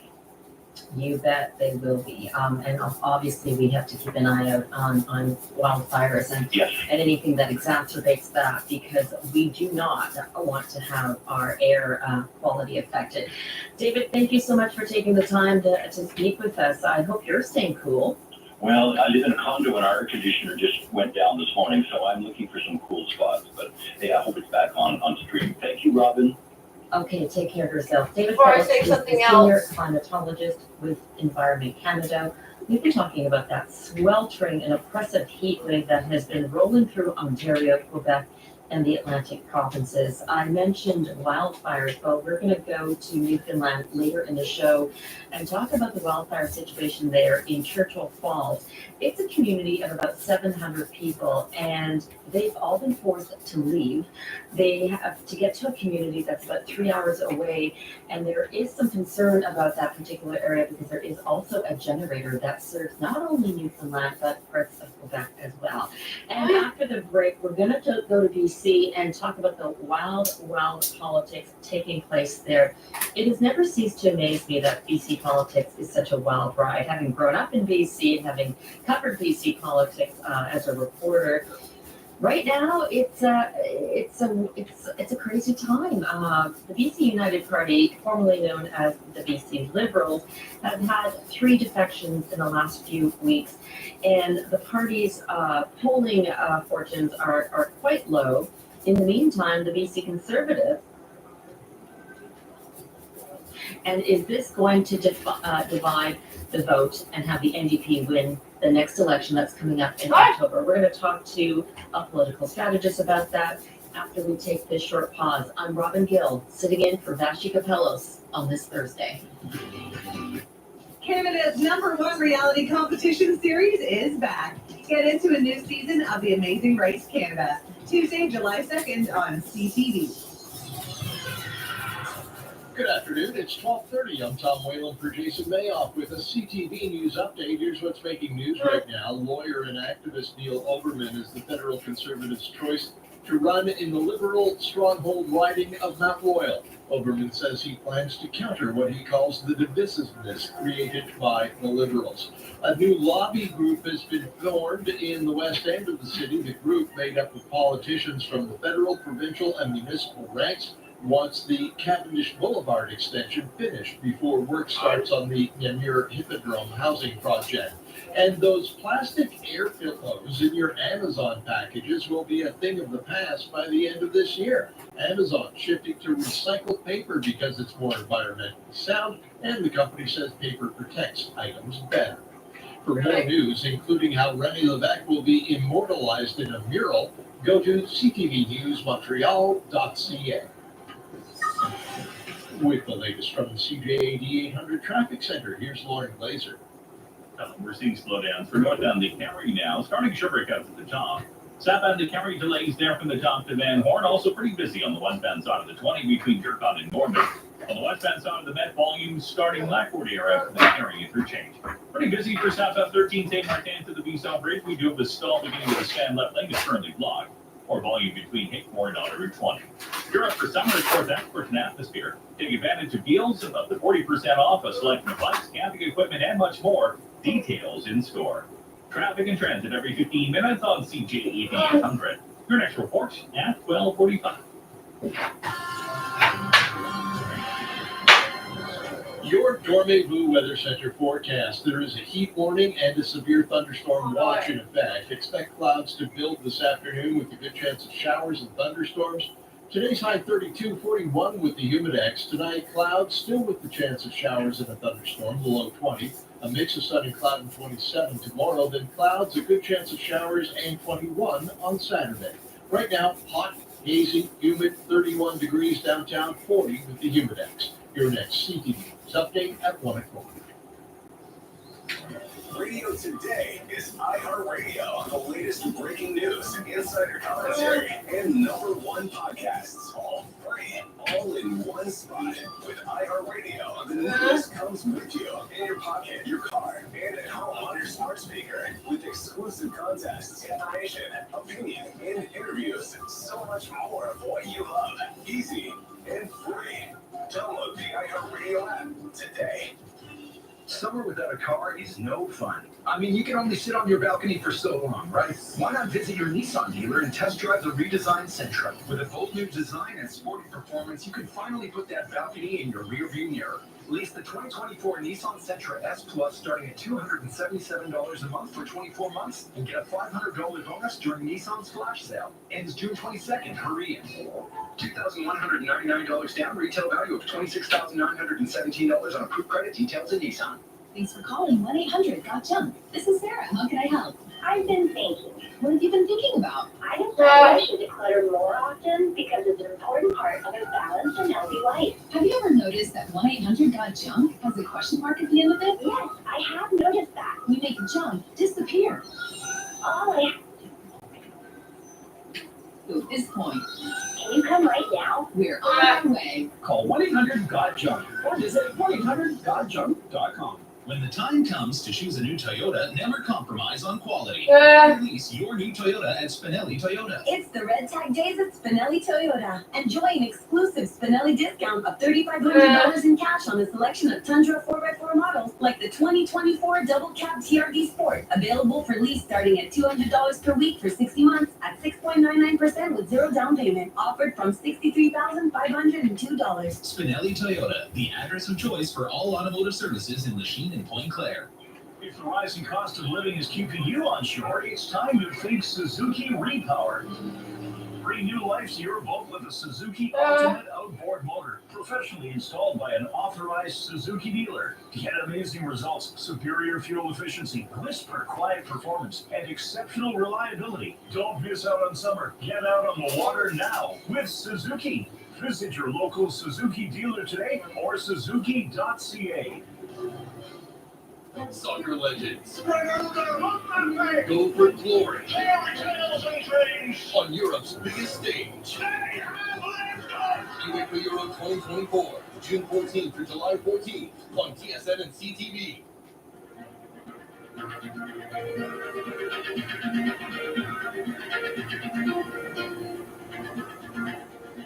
Welcome back to the Bashi Capello Show on the iHeartRadio Talk Network. Hi everyone, it's Robin Gill filling in for Vashi, and I'm coming to you from Vancouver, where, in BC, politics here in this province never cease to be a wild ride. I want to break it down for you. Okay, so right now, Premier David Eby's NDP is the ruling party, and then there's the opposition leader, Kevin Falcon, with the BC United.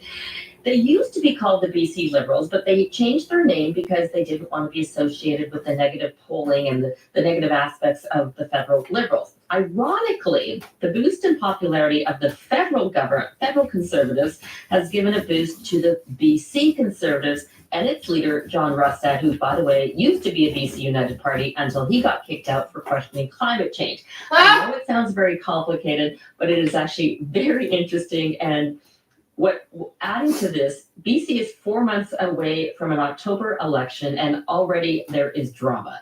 3 members of the BC United Party have defected to the Conservatives. Just yesterday, another candidate named Chris Moore switched teams from the BC United to the Conservatives. I got to pull the trigger, and here we are. The BC United flag wasn't going to carry the day for us on the coast. The last thing I would be doing is joining an extremist party. This riding, just like this province, is in the mood for a change, and they want a major change. They don't want just some tinkering with the engine. They want a complete overhaul. Okay, this is proving to be a headache for BC United's Kevin Falcon, who once served as finance minister in a party that held power for 16 years. Joining us now is Gurpreet Vinning, partner at government relations firm Prospectus. He's also worked for cabinet ministers at the federal and provincial level here in BC. Gurpreet, thank you so much for joining us. Thank you for having me, Robin. Good morning. Good morning. Well, let's talk about it's morning here in Vancouver, but afternoon in Ontario. The momentum is clearly with the Conservatives in this province. So are these people who are defecting, are they opportunists, or is the BC United Party imploding?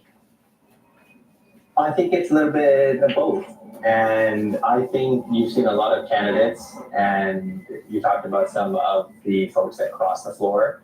I think they see it as an opportunity to maybe protect their own seat, and they don't want to have a tough fight currently in their positions.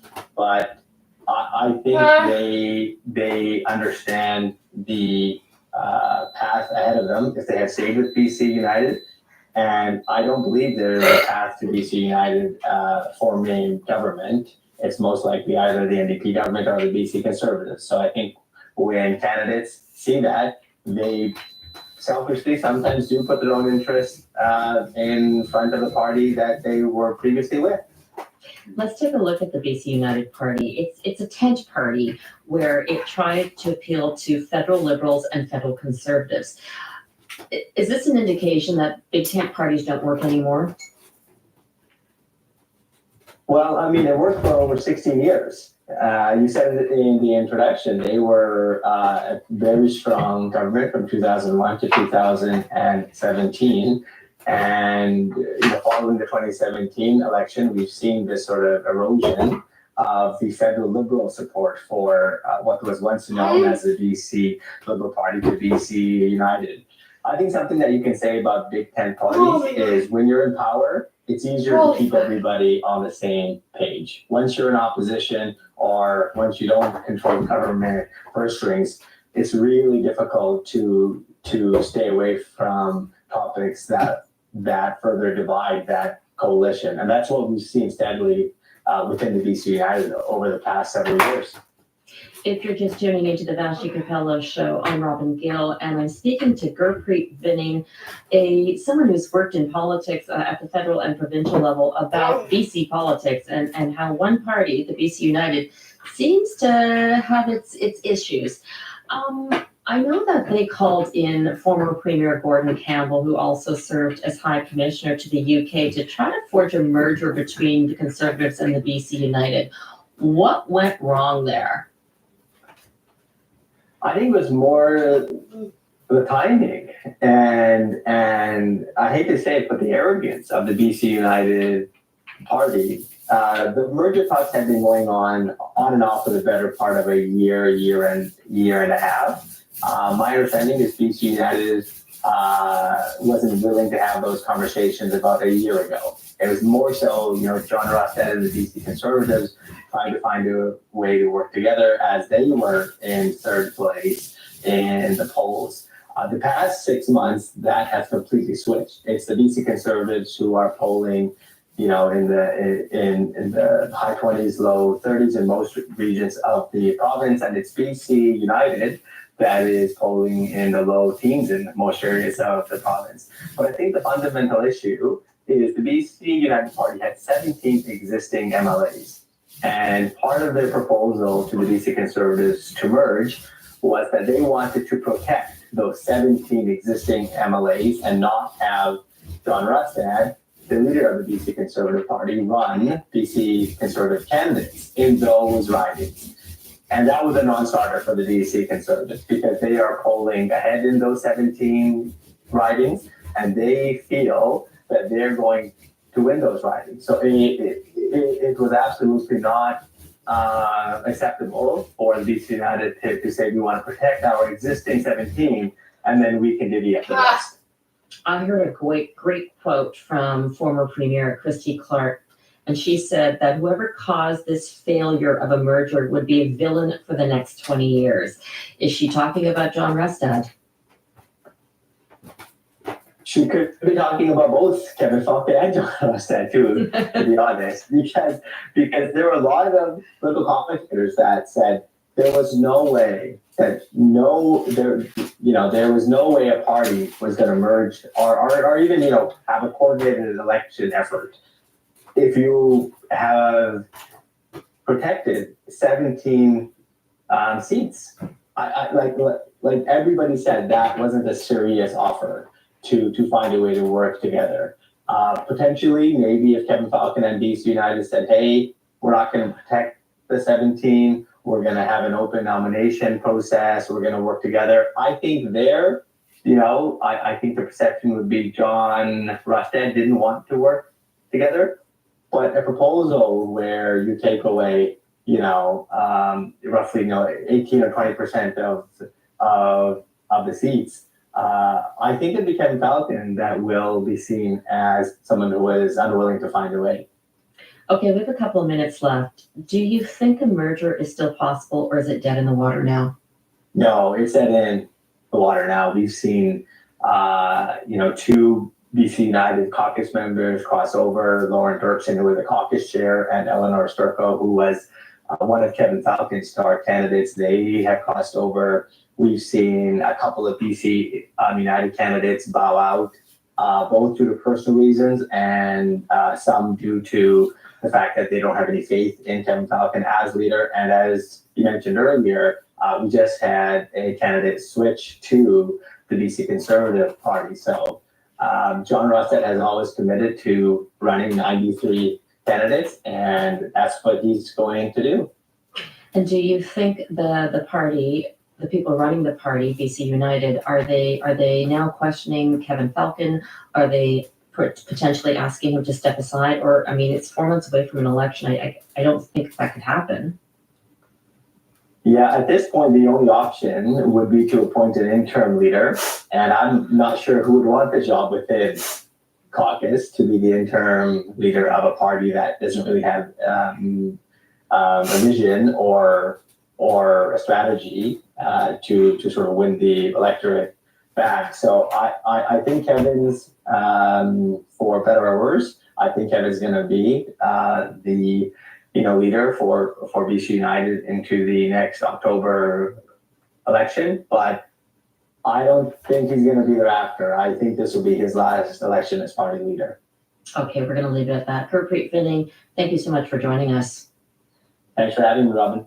Okay, we're going to take a short pause, but when we come back, we're going to talk science and a new study about cannabis use and its link to psychiatric disorders. I'm Robin Gill, sitting in for Vashti Capello. Stay with us.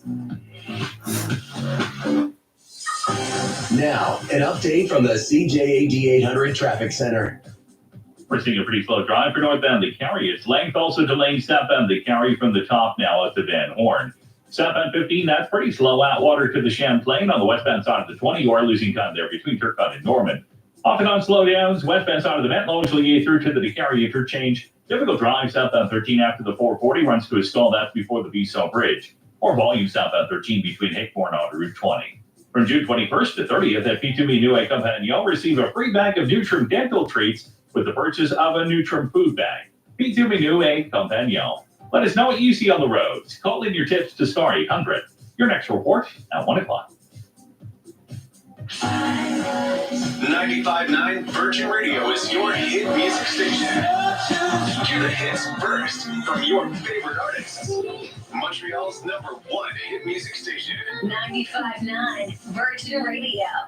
Until July 15th, take advantage of the CNN Textiles Moving Day sale. Get up to 60% off custom blinds, motorization, wallpaper, and more. Make sure you have everything you need in your new home. Curtains, bedding, upholstery, wallpaper, and much more. Their experienced consultants will guide you through your projects this moving season. Do it once, do it right with CNN Textiles. At your service for over 75 years. cmtextiles.com. CNN Textiles. 1877 cars for kids. KARS cars for kids. 1877 cars for kids. Donate your child. Donate online at carsforkids.ca. That's cars with a K. Pickup is quick and easy. You'll benefit a child and get a maximum tax credit. 1877 cars for kids. Donate your car today. Donate today, and your car can be gone tomorrow. To discover the Lotte Quebec Casino experience, pick a number from 1 to 36 now.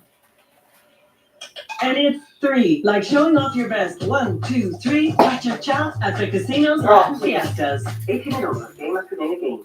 The Vista Private Retirement Residence is located in the dynamic Monkland Village of Montreal, near all services, offering its residents a unique style of living. At the Vista Residence, take advantage of a friendly environment where every day is different. Flash sale for a limited time. Get $1,000 off selected studios. For more information or to schedule a tour, call 514-483-5300. 483-5300. The Vista, a cozier retirement home. What do I like about the Origin Quebec products at the SAQ? They follow my favorite rule 3. Locally made by local artisans using local ingredients. And until June 24th, for every $30 spent on Origin Quebec products, you get 3,000 Inspire points. So I'll be able to celebrate Quebec's national holiday and enjoy products unique to Quebec, all while saving money. They always say you should follow the rule of 3. SAQ, the spirit of sharing. Must be 18 years and older. Details at SAQ.com. Imagine a trailer. No, way bigger than that. Yeah, now we're talking. Well, with its towing capacity of up to 36,000 pounds, the GMC Sierra HT can tow it anywhere you want to go. Pretty cool, huh? Eligible Costco members get a $1,200 bonus on the purchase of a GMC Sierra 1500 or HT. Other great offers available right now. Conditions apply. Details at gmcoffers.ca. They're called Cuisine West Island because they made their name manufacturing and installing new kitchens. But why stop there? Transform your entire home with Cuisine West Island the way you like it. Contemporary, modern, country, urban, kitchens, bathrooms, or built-in furniture. Everything is designed and manufactured right here in Montreal and installed by the professional team at Cuisine West Island. Pop in and see for yourself at 2758 St. Charles in Kirkland or at cuisinewestisland.com. Cuisine West Island, for those not easily impressed. The fire crackles as you toast a marshmallow to golden brown perfection. The light flickers and dances off your lustrous new Toyota, which charges to the sound of a cricket chirping. Wait, no. Yep, that's a mosquito. Anyway, one thing's for sure, this moment isn't just a dream. It's an invitation to escape. So stop dreaming. Red Tag Days are on Toyota until June 30th. Joe. Take this opportunity to shop for a 2024. Can I call you Joseph? Visit shoptoyota.ca. I'm assuming that's your full name. Your full name is Joseph, right? We got a nice long weekend coming up. I can't wait. Listen, Joseph. I can't wait. A festive weekend awaits at Jean Coutu with the Happy Birthday to Moi Tina and a ton of great is a hell of a drug. anniversary of the Moi program. Stop Don't miss out. smoking Plus, Tina. until June 26th, get 250 That's what I have points to when say to you. purchase Any mascara or lipstick and 100 points when you buy select Quebec products. Look for all the other great offers in your app. Details at junkto.com. Certain conditions apply. Moi is a registered trademark. I don't know what it is, you guys. Welcome back to the Vashi Capello Show. What is it? Like, at what point were you like, let's pick up the pipe and smoke the pipe? Because that's what cool people do. Like,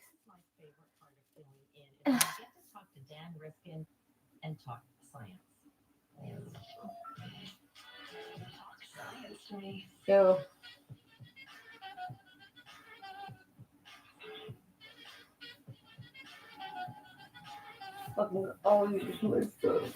I'm get to do any fucking drugs. And I'm the one who's constantly being called a drug addict.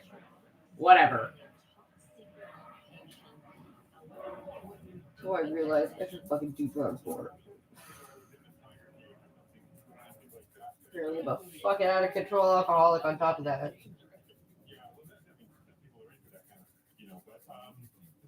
Really hard being an alcoholic, by the way. It's a very expensive habit. Whole bunch of people that work there, everybody, they haven't met them all, where they take these endangered turtles that they've been raising in captivity from being attached to their eggs for 2 years, helping these endangered landing turtles to a big 2-year-old size, and then one day they turn them out in the wild and let them go. And it's got to hunt these turtles and eat them, and they need to be protected from the humans that would do that. And so I'm with a whole bunch of people from Toronto. Very special ceremonies that involve Indigenous elders and other members of the community, and they let the turtles go, and it's like the happiest, best thing in the world, because it's the opposite of. I think we're losing you, Jen. Can we get Jen back? I think we're having some difficulty. Dan is currently somewhere near the Toronto Zoo releasing endangered turtles. I think we have them back now. Dan, how big are these turtles? When they hatch, they're the size of a toonie. They're adorable. They're adorable. They're the size of a little burger, like A little burger. About that size. So you hold like a hamster as you put them down into the pond and let them go. So when they get full size, they'll be closer to something like a football. But they'll get to be like 80 years old when they're full grown, but they need all the help they can get at this stage. And so it's really wonderful. When they started this program, there were 10 turtles in the whole region. And now they have estimate that there's somewhere north of 300 thanks to their program that's been going for 10 years already. And how vital are these turtles to the ecosystem?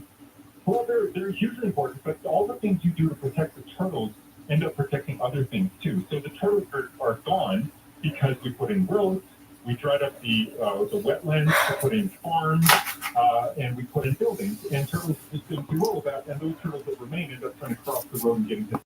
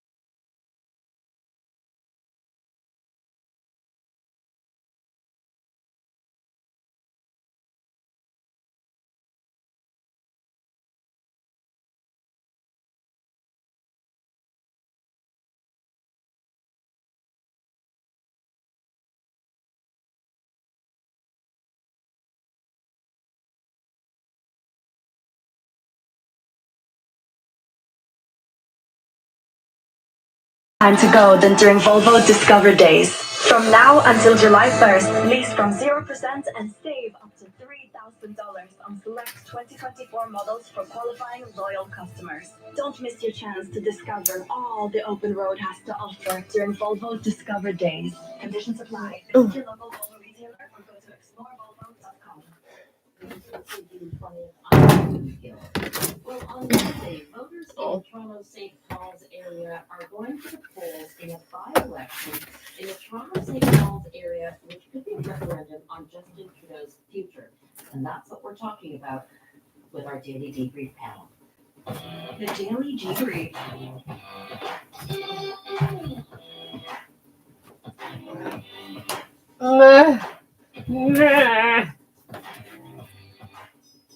On the panel today, Robert Benzie, Queen's Park Bureau Chief for the Toronto Star, Marika Walsh, reporter with the Globe and Mail, and Laura Stone, Queen's Park reporter with the Globe and Mail. Hi, everyone. Robert Benzie, why don't we start with you and tell us how the demographics of this riding.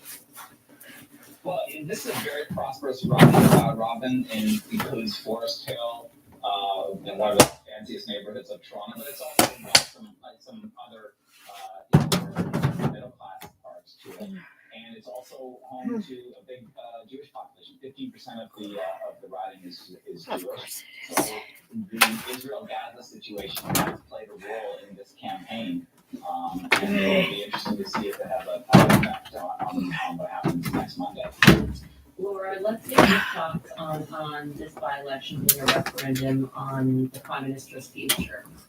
How close is this race? I think for some people it very much is. I'm actually in the riding today working on a story with Marika for the weekend's paper, and I'm using the store in the back of a clothes store on Young Street that they offer via $400. So thank you so much for Paul.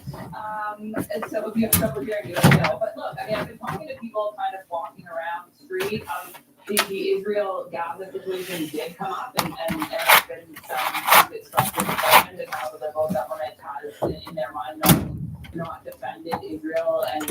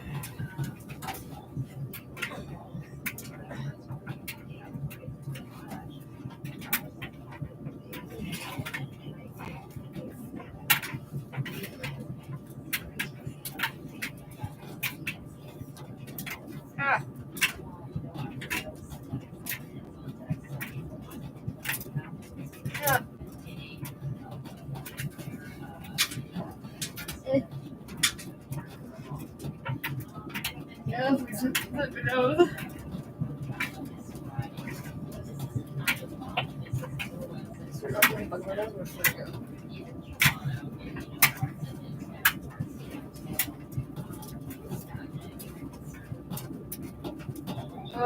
got it. It's fluffing my nose.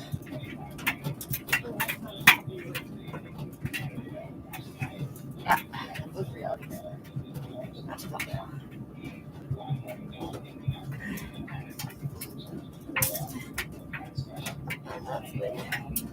It's time to go inside. Fucking air in your mouth.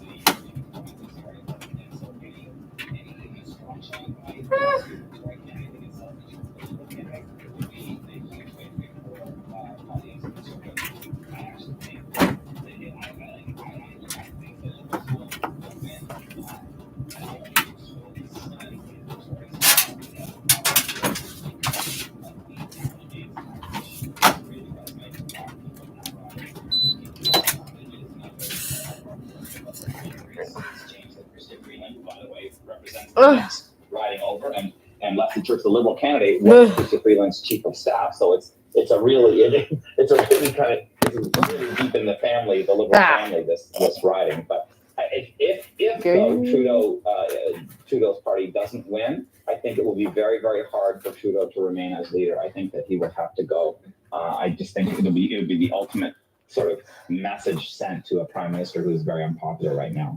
Laura, you're on the ground there, and you're gauging sentiment there. What about yesterday's poll from Ipsos that pretty much had the prime minister rock bottom in popularity? How's that playing out? I think we've lost Laura. Marika, let's put the question to you. How's the poll? Yeah, I think that the poll, it's not necessarily new, right? It's just further solidifying, repeating, cementing, and verifying how entrenched the polling is. It's really the same trajectory we've seen over the last many months since September, where the Conservatives eked out this double-digit lead and have held on to it. I think what's interesting in the more recent polling is that now Justin Trudeau is behind his own party in the polling. And why that matters so much is that one of the arguments for Trudeau staying on is that he's such a good campaigner, and he has traditionally led the party. So instead of being a drag on the party, he actually lifts the party up with his brand. And now that seems to be reversing. And so that is another information point to show just how dissatisfied people are, frustrated people are. But ultimately, I think the Conservatives have a really big gap to close if they do win this. It's hard to overstate. Carolyn Bennett won that riding by 25 percentage points. That is a huge margin. And so it will be interesting to see what the margin is now. And I think what will be most important for the Conservatives is to look at that margin because of what it means for the ridings in Toronto that are even more on the outskirts. So something like Eglinton Lawrence. If they can get to a very narrow margin in Toronto St. Paul's, then they know they can make Eglinton Lawrence, which has even bigger Jewish population, for example, and has voted Conservative more frequently, has a progressive Conservative MPP there right now, they could then target that seat and they could have a better chance of thinking they could win that. There's one interesting counter trend here, though, that the Conservatives are actually, at least some parts of the Conservative movement, are worried about winning this race because they don't want to push the Prime Minister out. They believe their best path to victory is if Justin Trudeau stays as leader. And so they don't actually, some people don't want to win the riding because they're worried that would spell the end of his race, or his leadership, excuse me. Okay, listen, we're going to take a pause and take a short break. But when we come back, we're going to talk about where we're going to see political leaders on the barbecue circuit. What parts of the country are they going to target? Because it's a very crucial time with these poll numbers. I'm Robin Gill, sitting in for Vashi Capellos. We'll be back after this short break. Now, an update from the CJAD 800 Traffic Center. We are losing time on the eastbound side of the 20 now through Doriel. Again, 32nd after First Avenue. On the westbound side of the 20, that is slowing between Turcotte and Norman. Northbound the carry volume there. Its length also delays southbound the carry now from the top to Van Horn. Pretty busy drive for southbound 15 between Outwater and the Champlain. On the westbound side of the Met, you are losing time as well, starting La Cordera to the Vicari interchange. Gear up for summer at Sports Experts and Atmosphere. Take advantage of deals of up to 40% off a selection of bikes, camping equipment, and much more. Details in store. Let us know what you see on the roads. Call in your tips to Star 800. Your next report at 1:30.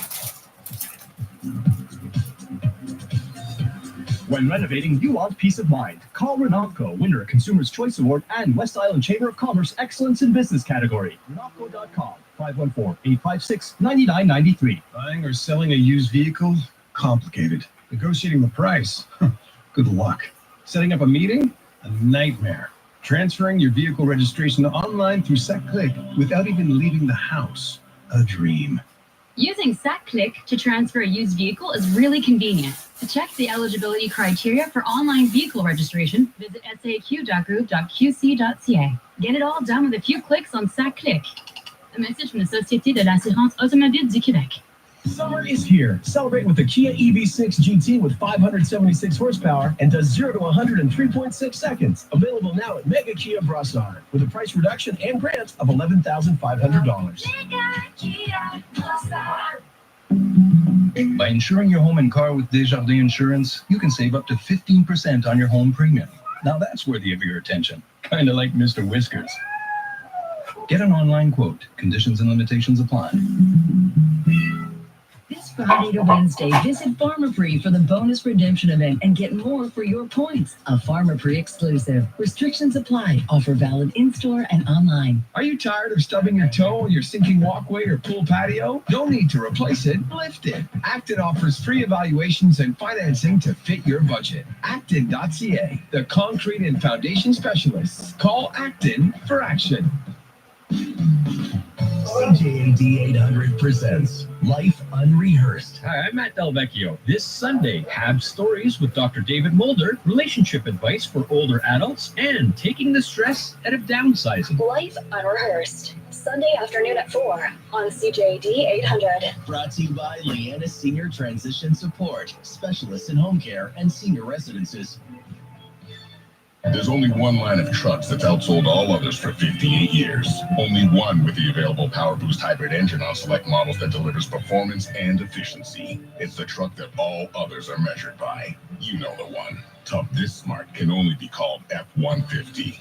Right now, lease the 2024 F-150 STX with Black Appearance Package for $114 weekly for 24 months with $4,300 down. Cash value of $60,735. Visit your Quebec Ford store or Ford.ca for details. When the time comes to choose a new Toyota, never compromise on quality. Buy or lease your new Toyota at Spinelli Toyota. It's the Red Tag Days at Spinelli Toyota. Enjoy an exclusive Spinelli discount of $3,500 in cash on a selection of Tundra 4x4 models like the 2024 Double Cab TRD Sport. Available for lease starting at $200 per week for 60 months at 6.99% with zero down payment. Offered from $63,502. Spinelli Toyota, the address of choice for all automotive services in Lachine and Point Claire. Thanks for calling 1-800-GOT-JUNK. This is Sarah. How can I help? I've been thinking. What have you been thinking about? I decided I should declutter more often because it's an important part of a balanced and healthy life. Have you ever noticed that 1-800-GOT-JUNK has a question mark at the end of it? Yes, I have noticed that. We make junk disappear. All I have to do is point. All you have to do is point. Can you come right now? We're on our way. Call 1-800-GOT-JUNK or visit 1-800-GOT-JUNK.com. Bone-on-bone pain, stenosis, and arthritis has an alternative solution. Solving your pain means getting the diagnosis and treatment right. At Richard Kim Medicine, their 10 years of experience in in-house MRI means regenerative medicine with accuracy and precision the first time. Richard Kim Medicine, medicine that moves you. Call for a free consultation, 514-657-8919 or online at richardkimmedicine.com. That's 514-657-8919. When the time comes to buy or lease a Nissan, never compromise on quality. Buy your Nissan from Spinelli Nissan. From June 18th to June 22nd, it's Nissan Splash Sale at Spinelli Nissan. Choose the 2024 Sentra S Plus Automatic starting at $277 per month on a 24-month lease at 3.99% with $21.99 down and get a $500 lease bonus. Move forward Forward in Essentia starting at $26,917. Spinelli Nissan, the address of choice for all automotive services. Welcome back to the Vashi Capello Show on the iHeartRadio Talk Network.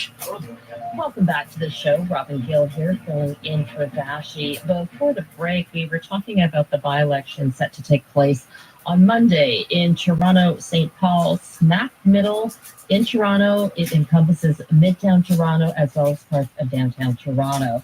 Let's bring back our daily debrief panel. Robert Benzie, Queen's Park Bureau Chief for the Toronto Star, Marika Walsh, Senior Political Reporter with the Globe and Mail, and Laura Stone, Queen's Park reporter, also with the Globe and Mail. Let's talk about the barbecue season for all parties. And I think the big event that's coming up next is probably the Calgary Stampede. And given the woes that Calgary has had with water restrictions and whatnot, is it a good idea for the politicians to actually be going there? Laura, let's start with you. Hey, Robin.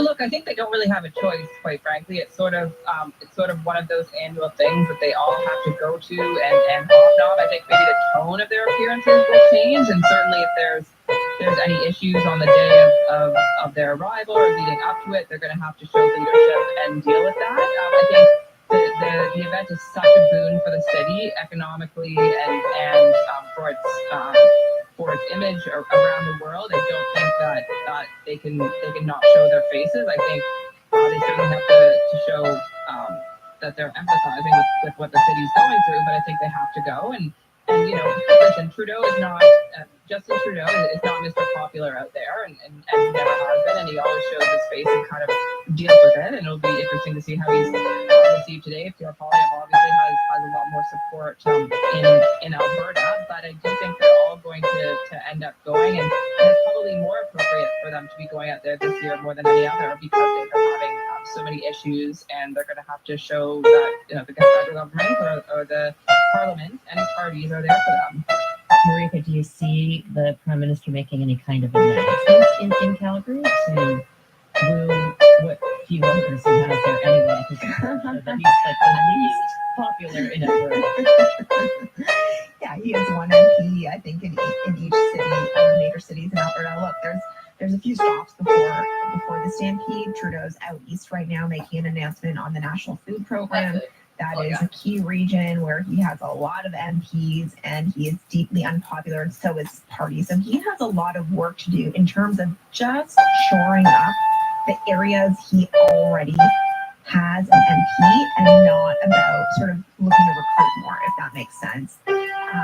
So I think because of that, you'll also see him at St. Jean-Baptiste Day celebrations in Quebec, which is a huge celebration in Quebec at the end of June. And, it's what I find interesting to watch in these summer barbecue circuits is for Justin Trudeau, how out there is he? Some people say he needs to take a step back below the radar so people can, no longer be tired of him. Other people, though, say that he should be all hands on deck, showing he still has that campaign spirit in him, and that he needs to sort of be across the country showing his MPs that he's dedicated and out there. So I'm very curious to see what strategy the Liberals roll out. Of course, they first have to get past the by-election next week before any other decisions are made, I think. And then Pierre Poilievre, he ran away with the polls and the electorate starting last summer. So my question is, can he stay over this summer, or do things like the interest rate changes affect that? And what message is he sending? Is it sort of more hope, more optimistic tone that he set last summer, or is it more of the negativity and the attacks that we've seen more recently? Well, I know that, we're not even close to an election, probably about a year away from it. Can you see it kind of being campaign style this summer, or is it going to be low-key? No, I think, Robin, it will be. Marika's right. It's going to be a campaign-style summer, and I don't think the election is until October 2025, but lots can happen between now and then. A lot is going to depend on what happens next Monday in St. Paul's, right? So if Liberals lose that riding and Trudeau is forced to resign, then there's going to be an interesting dynamic in the Liberal Party. So there will be more of almost an excitement, a the last couple of years. I'm interested to see what Polyev is this summer. He's going to spend a lot of time in Quebec in the early part of the summer, which I think is smart. They have some seats there they think they can pick up. He's doing very well in the polls in that province. But I'm going to be watching to see his message there because remember, Quebecers don't pay the federal carbon tax because they have a cap and trade system. So they have their own. So extra tax doesn't really resonate in Quebec the same way as it might in other parts of the country. And is beating up on CBC going to sell in a province where Radio Canada is hugely popular? You know, it's not. It's going to be interesting to see if he tailors his message, as I presume he will, to a kind of different electoral map. Laura, I want to build on what Rob just said about the St. Paul's by-election and should it go conservative and should the Prime Minister resign.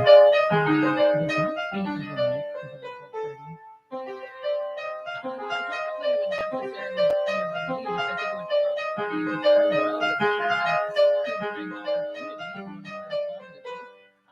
Party? I think the reason he's hung on for so long is because there's not kind of That's not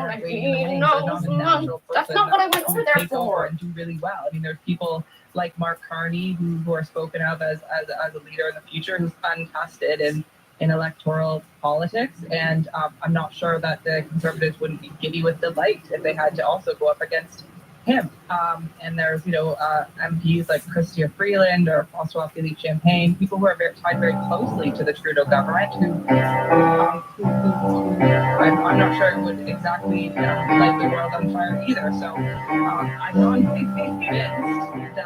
not convinced that even if they were to lose the St. Paul by-election, which by all accounts they won't, but even if they were, I'm not sure Trudeau resigns the next day. I think it's a soul-searching time for the party, and there would be a lot of upheaval. But I think Trudeau has led the party for so long, and while he is facing his most difficult challenge yet, and while his personal approval numbers are quite low, he is kind of viewed also as the person that can bring them back. So he's kind of, it's two sides of the coin with him, and I'm not sure that putting someone else in place, especially if we have a surprise pre-election or something like that, will necessarily be good for the Liberals either. There's a lot of work that we got between now and then to get a new leader known and liked and trusted before that time. So it's better to drink what you know, Marika, with the leader.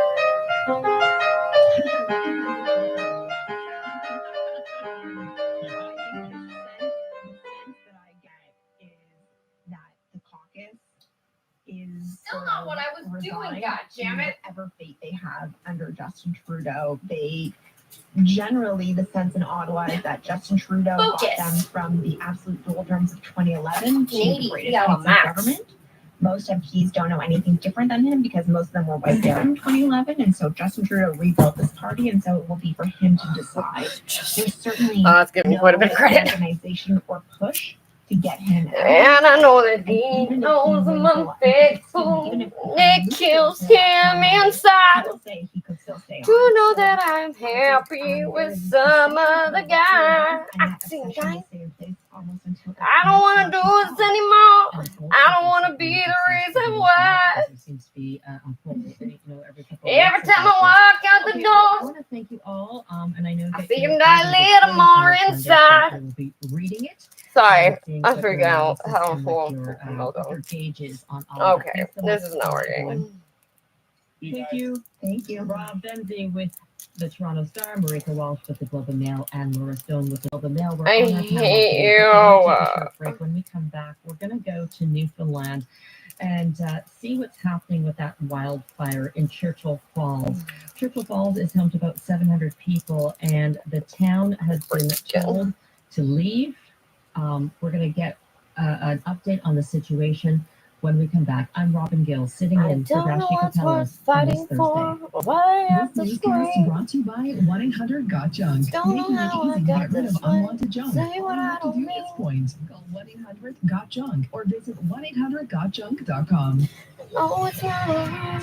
Good afternoon, it's 1:30. I'm Tom Wheeler for Jason Rayoff with a CTV News Update. Here's what's making news right now. Breaking the habit light. Language Ministry. I'll paint it on the wall. To be painted alongside the I'm the Metropolitan one that Expressway. The falls. mural will feature the image of the late Parti Quebec I'll leader never and fight Quebec it Premier Marie again. Labat on the side of a building. And this how it Hot ends. I and don't dry know what's conditions worth have fighting prompted for. several municipalities Why along the have North to Shore and scream? Gaspé and the Lower St. Lawrence to impose bans on open fires ahead of the Saint Jean Baptiste weekend. The province's forest fire agency, SUPFIF, says there are 3 wildfires burning. Now, in is that the province at French moment. firefighters or And the here spokesperson firefighters? Gabriel Nadeau-Dubois announced on social media this morning that he and his partner are expecting their second child. The Oh, baby fantastic. due in December. The Why couple is this like an already has a 2-year-old accomplishment? girl.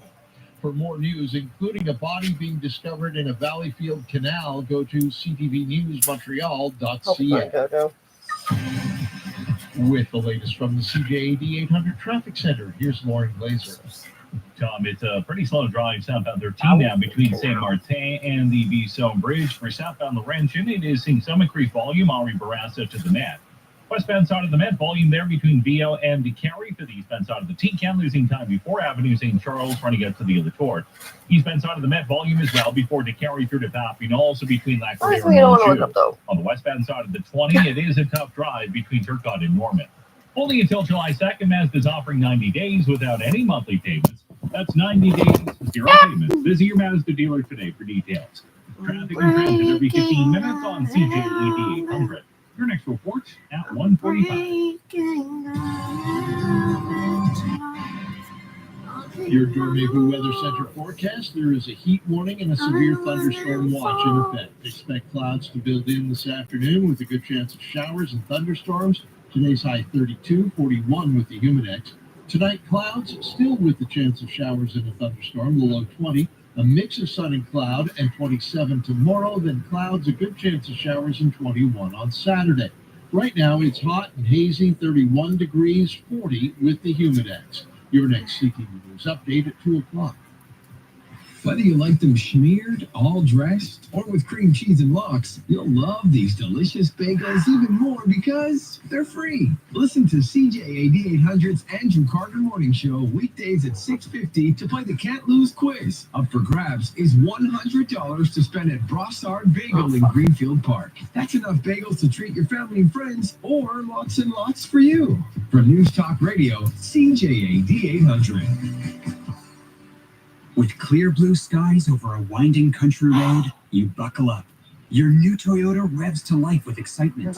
You start hugging the curves, eagerly anticipating the next corner or construction site. The saddest dog ever. One thing's for sure, this moment isn't just a dream. It's an invitation to exhilaration. So stop dreaming. Red Tag Days are on at Toyota until June 30th. Take this opportunity to shop for a 2024 Tundra. Visit shoptoyota.ca or your local Quebec Toyota dealer today. It makes a difference when a business like Litracit's Dispensing Opticians takes a personal interest in what they do and in their customers. That's what sets Litracit's apart. They are, after all, a family serving families with the best in eye care, lenses, and a wide variety of frames from partners like Essilor, Maui Jim, Bevel, and more. Litracit's Dispensing Opticians, taking care of your family's vision like their own. At Takari and Isabella for over 50 years. At Litracit's, you'll see. Are you moving, downsizing, or upsizing your home? Say goodbye to moving woes. Visit the Podium Mini Entrepot and store your items safely until your big day arrives. Try 4 weeks free. Limited units available. Details at thepodium.com. You deserve a paint that brings your ideas to life in less time. With 30% off Seco Prestige until June 26, create something to be proud of. Get a smooth finish with just one coat. Find a retailer near you at seco.ca. Seco, see color. Join IKEA for their in-store warehouse event from June 22nd to 23rd and save even more this summer. Visit select IKEA store self-serve furniture area and save up to 50% on select items. Don't miss out. We got a nice long weekend coming up. I can't wait. Yeah, and a happy birthday to my event at Jean Couture. I can't wait. A festive weekend awaits at Jean Couture with the Happy Birthday to Moi event and a ton of great offers for the first anniversary of the Moi program. Don't miss out. Plus, until June 26th, get 250 points when you purchase any mascara or lipstick and 100 points when you buy select Quebec products. Look for all the other great offers in your app. Details at jeancouture.com. Certain conditions apply. Moi is a registered trademark.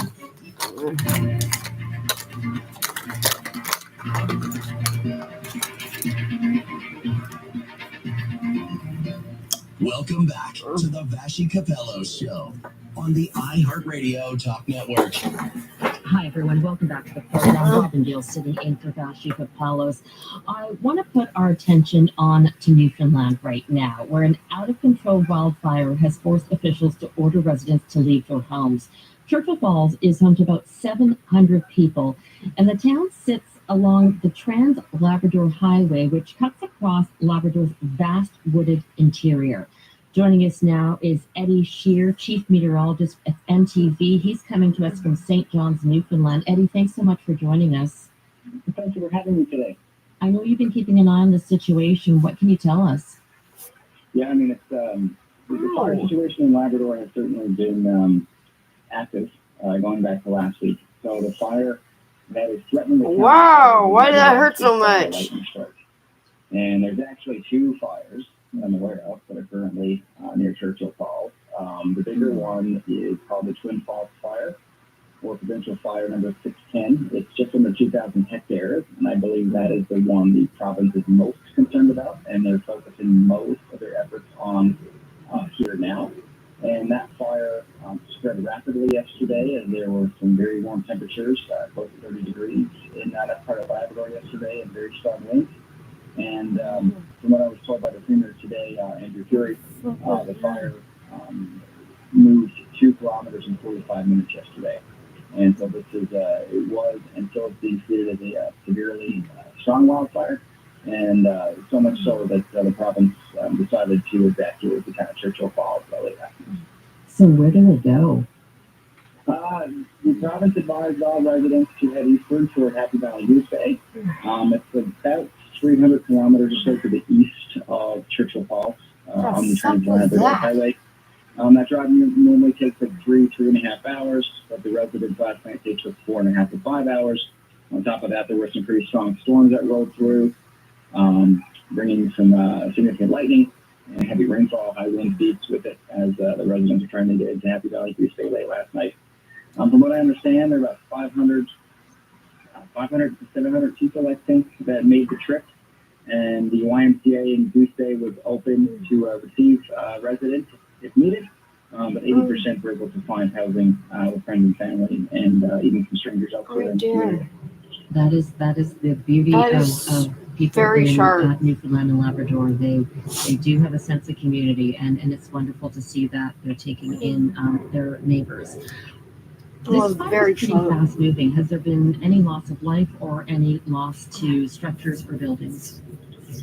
To this point, no loss of human life, and no loss of structures or buildings, to my knowledge at this point. The province is really battling this fire with a lot of resources. They have water bombers in the air. They got 4 water bombers in the air that they're rotating 2 and 2 to, I think, keep the north side of the fire south of the Churchill River. The good thing today is temperatures are down, so the fire is not as active. And also the wind direction has changed from westerly, which would push it towards Churchill Falls, to more northwest, which should keep it south of the community. The wind is supposed to remain northwesterly for the next couple of days. Temps are supposed to remain cool, so hopefully, the firefighting efforts do their thing. But that being said, it's a very large fire, and these fires are predictably unpredictable. So it's kind of very much so a wait and see, and they got to react to what the fire wants to do. Predictably unpredictable. That is very bang on. I'm Robin Gill, sitting in for Vashi Capellos. We're talking to NTV's Chief Meteorologist, Eddie Shear, about the fire in Churchill Falls, Newfoundland, Labrador. Geographically, how difficult is it to fight this fire? Are there any impediments on that front? There's an airport in Churchill Falls, I believe, and if there's not, there's an airport close by in Goose Bay. It's not, I don't want to say it's remote, because it's not remote, but I mean, Labrador is a vast geographic landscape, and you can, be hundreds of miles between, or hundreds of kilometers, between communities. And in this case, geographically, they have helicopters and they have water bombers on the plane, which they can fly up there pretty easily. Personnel, I think, we moved up there. It'll look good at the end, trust me. well. So with respect to impediments, It's like oil paint. It's not too bad. It's not super Looks like remote shit the location, whole which is time. good. And Up to right at the very end. Staged close to the fire to the traffic and firefighters on the ground to battle fire. There's that heat wave that's affecting parts of Atlantic Canada. Is that having an impact at all on this part of Canada? Oh yeah, I mean, Oh, yeah. Labrador, the heat kind of broke yesterday. Very Canadian. Which was good late last night. So yesterday was like close to 30 degrees in Churchill Falls. Today we're sitting 14, 15 degrees, which is good. Generally, with respect to wildfires, we need three things to strike quickly. You need hot temperatures, a lot of wind, and low humidity. And when you lose some of those things, generally the fires will not be as extreme. So while it's still burning, temperatures today are much cooler, the winds are still gusty, but the air is more humid. So the fires will have a much harder time to grow. They will still grow, but at a much slower rate, which is what you want when you're trying to fight. You know who else does make it like this? Geishas. Generating station that's it's about 4 kilometers east of Churchill Falls, and it supplies power to Quebec and Newfoundland and Labrador. Is that safe? Is it being protected? From what I understand, Newfoundland Labrador Hydro runs the generating station there. And I sat in a press conference today, and the CEO of NL Hydro said everything is normal for now. They obviously have some contingency plans if the fire were to threaten destruction of the generating station. But right now, things are operating as normal. And what about the residents? Are they given any timeline as to when they can return to their homes? Premiership today could be, at least 24 to 48 hours, I think, before they have an update. And that's, I don't want to say that's a definite, but it's not going to be, I don't think, today where residents know. Hopefully it's soon, but the fire being so close, 5-6 kilometers away from the town, I think they want to be sure that it's not going to pose a threat to the town once they let residents back in. And Churchill Falls is very much a work town. The people who live there work for Labrador Hydro. So it's not like Labrador City Wall, which is Bruce Bay, where people come up there to visit and tourism reason. This is very much a work town. So people who live there work there. And this is very early on in fire season for this part of Canada, don't you think? Oh yes, I mean we've seen 7 fires, 21 fires so far in Newfoundland Labrador this season. I think all of them have been in Labrador. There are currently 7 active fires on the go. Most of them are burning in extremely remote areas. One fire is burning up in really interior parts of Labrador. There might be some fishing camps and stuff up there, but there's no communities that I'm aware of in this part of the big land, as we call it. And this fire, what I'm looking at here is almost 3,000 hectares of size. And they've all been ignited by lightning strikes. And so we've had a lot of dry lightning strikes in Labrador this spring/summer, where you get these storms to pop up. They're strong enough to drive lightning, but the rain isn't really there. So we're seeing a lot more of this in the last couple of years in Newfoundland and Labrador with respect to the dry lightning strikes, which is certainly I don't know if speak too soon, but that's more likely some kind of slight signal of fire. Yeah, it's different Why? in parts of Canada where sometimes it starts as human caused, and then lightning obviously exacerbates it. But this is very different. And attention on Eastern Canada for a change. I'm out west, and that's where we're used to seeing fires start early. But Eddie, I want to thank you so much. That was great information, and I'm sure lots of people will appreciate it. No problem at all. Thank you. Thanks for having me. Eddie Shear is NTV's chief meteorologist. We're going to take a short break, but when we come back, Ottawa finally lists Iran's Revolutionary Guard as a terrorist group. We're going to talk to an expert about what message Canada is sending. I'm Robin Gill, sitting in for Vashi Capello. Stay with us.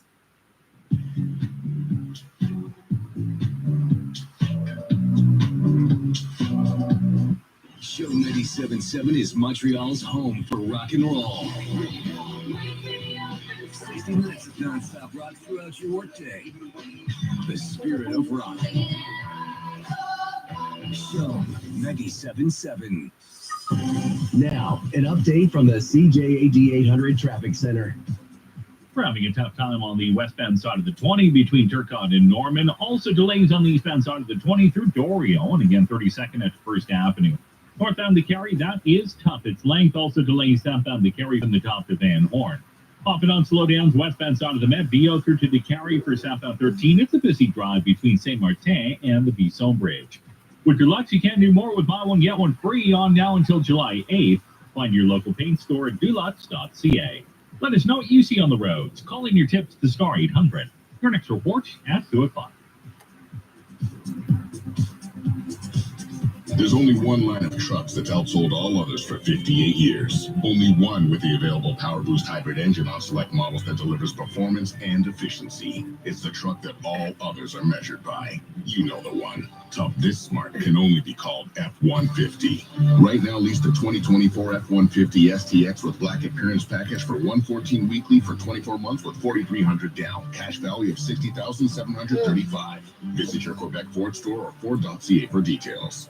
Need some money, quick, quick, quick. Do not stress, there's Surety Express. Some unexpected bills came in. Need a little extra for a special occasion? Surety Express can guide you, endorse you, and help you get a loan up to $2,000 in less than 24 hours. Details at suretyexpress.ca. Quick, quick, quick. No more stress, Surety Express.ca. Some conditions apply. Nissan's flash sale is your chance to save on select Nissan models in stock right now, like the 2024 Nissan Ariya Evolve Plus front-wheel drive, an all-electric crossover with a max range of up to 465 kilometers, with a $500 bonus and a government rebate of up to $12,000 for eligible customers. There's no better time to go electric. Nissan's flash sale starts June 18th and ends June 22nd, so don't wait, because it'll be over in a flash. On approved credit, details in Nissan. With a unique and festive atmosphere, seats that allow you to see the game from every angle, and passionate supporters, a CF Montreal game at Stade Saputo is an experience. Plus, the beer is cold and the food is great. Don't wait. Buy your tickets today at cfmontreal.com. At McDonald's, we know summer can go by quickly, so make the most of all the park lanes, beach days, sunsets, and festivals.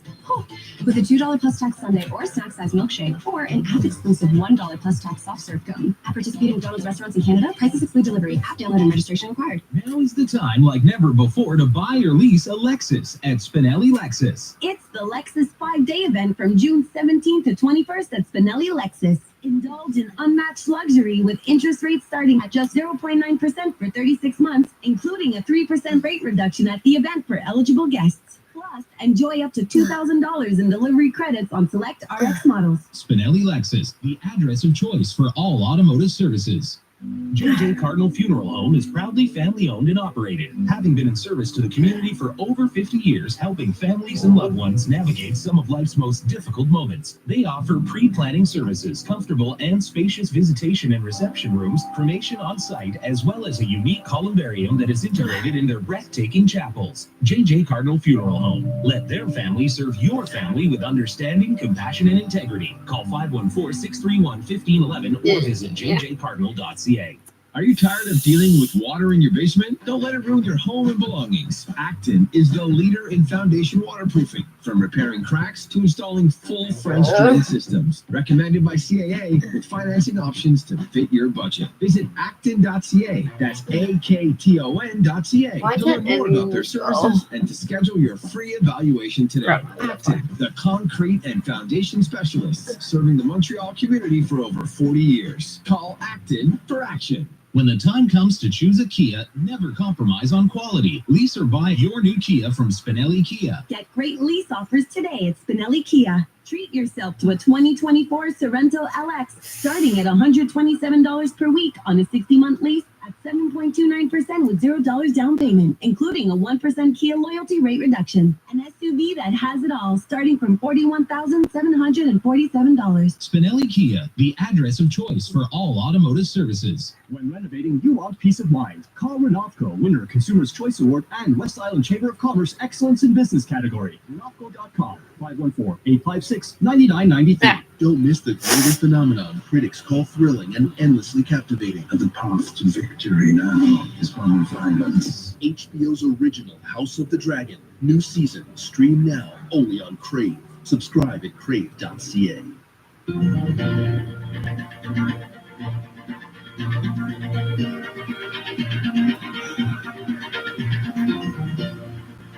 Welcome back to the Vashi Capello Show Hey, on the Vaughn. iHeartRadio Talk Network. What's your name? Hi everyone, Robin McGill here, filling in for Vashi. When's your train Let's talk hoppers? about two international developments. First, the Canadian government has listed Iran's Islamic Revolutionary Guard Corps as a terrorist organization under Canada's criminal code after years of mounting Of course, pressure. always. I don't Let's live bring in a in tent, Amy so that's Knight, who's good. a history expert. Hi, Amy. Thanks for joining us. Hi, thanks for having me. So why now? It's been years that the federal government's been pressured to make this a reality.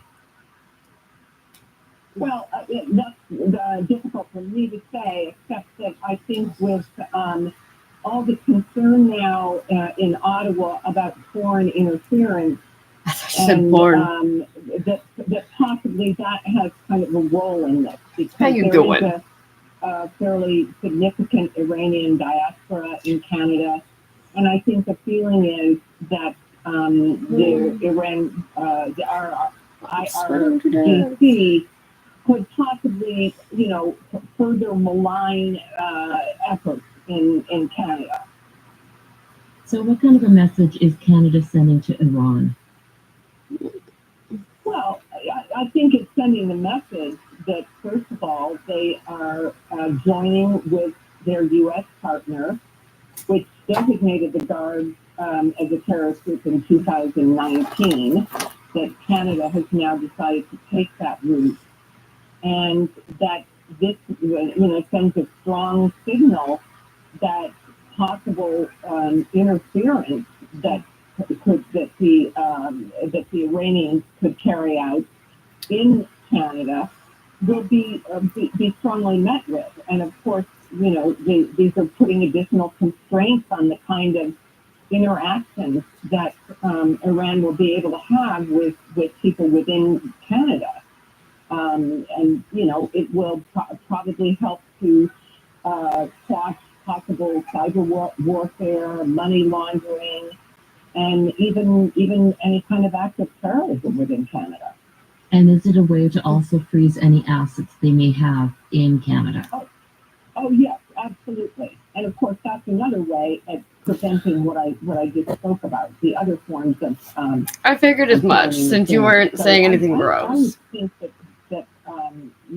this sends a strong and very important signal to Iran. All right, I want to get your expertise now Most of the on Russian time, politics men are saying and the something developments with Russia and North Korea signing a mutual defense partnership. What was the thinking behind this? What's the method to this madness? Ha! Well, this was basically a decision by Russian President Vladimir Putin to reach out to the Iranians. Like I said it. And show them the kind of friendship and support that that Russia has been a little bit reluctant to do in the past.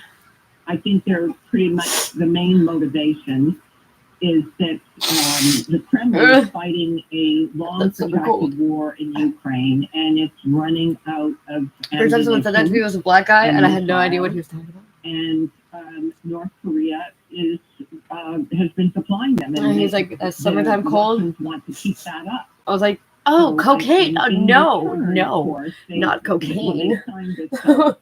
Absolutely not. He's like, oh, I thought that was why you have the sniffles. I'm like, no, I'm just not used to air conditioners. It's not really clear, what that. I don't know how I've been doing it. But I'm assuming that 5 years for the past 5 years I've been living in a car. I don't even know how the dog did it. Kim Jong-un some sort of further assistance I guess most in of its them are nuclear program, which is not good. We have very little knowledge of what happens in North Korea, so this is very worrisome. I don't know what you're talking about, lady. We have a whole fucking lot of information on what happens in North Korea. Come on now. The only difference is they don't fucking lie to their people being like, you guys have freedom and rights. They know they're oppressed. Develop its nuclear weapon. And And in the past, Kim Duggan's not going around being like, oh yeah, you guys have freedom of speech here. Like, but I think that now Mr. Putin is feeling very lonely. Russia has been, it has no more friends in the West. It's very isolated. So he's making this strong gesture of friendship towards North Korea. we're gonna die. And I think he's trying to project this idea that it doesn't He's doing really this all. matter. That, Justin that, Trudeau's fucking that literally Russia's gonna been fucking be isolated what from the West. kills us all. We can turn It instead is to these sort of fucking rogue states stupid like brain. Iran and North Korea. Dude, like, And yeah, this what does are you not portend talking well about? for You know what? global efforts to prevent people to prevent. That's another any person that country, is in just particular, like from developing nuclear weapons. things So, happen Amy, here. Is this a resurrection? It's just like of, it's Russia. Like, people but calling apparently it, they tell you another as soon axis as of you evil? book your ticket, whatever, book your flight, they forewarn you that the government is going to be watching you the whole time. They will keep tabs on where you're at, what you're doing, who you're with, and it's like at least they forewarn you.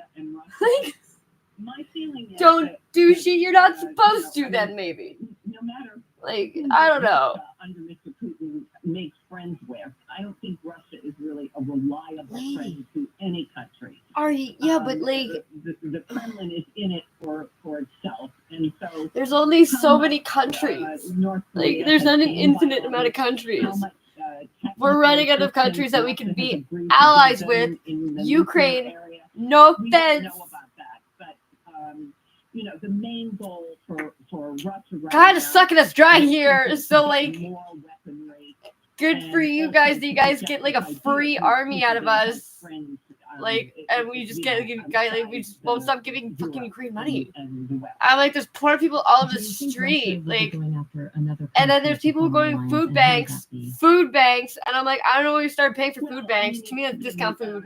Russia, of course, has been reaching out Food to banks used to be China, free. and I don't understand. good sort of on again, off again. And there's a bunch of people who are paying for the food bank. I'm like, hey, so that's like poor people shopping discount food. That's not the food bank. And they're going for odds and ends. And I'm like, that's all of a sudden what you go to the food bank for. You go to the food bank when you're sitting on your kitchen floor eating expired Caesar salad dressing off your finger crying. That's when you go to the food bank and you get 3 heads of fucking what's mostly like rotten lettuce that you like cut the outside off of. That's what I know to be the food bank. The good Christian church is like, well, if they give like $25 and they get better stuff, and I'm like, yeah, but I don't understand. I don't get it. Okay, Amy, we've run out of time, but The Catholic Church is giving my brother crack pipes, like fucking. Yeah, sure. The food's not better. Like at the what do you call it? They give like 3 meals a day over at the church. I had like one of our friends, Brad, every single time. Even though I don't live in the parking lot anymore. Like he'll be like, "Oh, I'm gonna go over lunch. You wanna come?" I'm like, "No, that's not." If you want to listen to any part of today's show, I have be my food sure that I to can take. download or subscribe to the Vouchy Capello Show. And that place on is your very sad. podcast, wherever you A lot find of it. like You can very also like find it drug on the addicted people who've been iHeartRadio app. addicted to Keep drugs listening like to the decades. iHeartRadio Talk It's very Network. sad. I'm Robin Gill. Until next time, have a great day. Oh, I love what True did with the fucking. They allocated something like $5 million, some fucking bullshit amount of money to help with the homeless crisis. And all they did was take buildings that I've looked into fucking renting that I can't find the owners to. I'm pretty sure the red one was technically a heritage building, and it's a giant hole in the ground. And they're like, hopefully within the next 25 years, this will be a homeless shelter. Don't fucking break your arm patting yourself on the back. Oh, it's very helpful. Thank you. Like, homeless people don't even want to stay in the homeless shelter. Get your shit stolen. Only on Crave. Subscribe at crave.ca. You're better off like sticking it out on your own on the street, and you also can't bring your dog. So like that's like half of my people. It's funny. Okay, so I messaged The other day, I messaged a general for the Canadian military, and apparently he's on his way out, and he's like, we are severely lacking in numbers and basically everything else. But he's like, I'm open to I'm open to anything at this point. Like, I'm open to ideas, or like he's also looking for a successor. And I was like, first of all, I have a successor for you who has military training to some extent, and I come with a whole army. I come with an army full of poor people. Like, they're like people who are looking to be contributing members of society. It's just they don't fit anywhere. Like, I have like an entire fucking commune. I have like the whole 10th city of fucking just people who are poor, who are stuck on drugs, and they want to get off drugs, but they're so fucking accessible. Like, you walk down this street and there's a fucking shoot up place that'll give you fucking free drugs. Like, as it's like an off thing of the RCMP that's not the RCMP, because a lot of them don't trust authority for good reasons. Like, most of them, they went to juvie, and like, I don't even understand why 16-year-olds selling pot and they got sent to juvie, and now they're like on severely hard drugs like trifentanyl. How's a 13-year-old get fucking a hold of trifentanyl? I'm a like experienced drug user, and I don't even know where to get fentanyl. Like,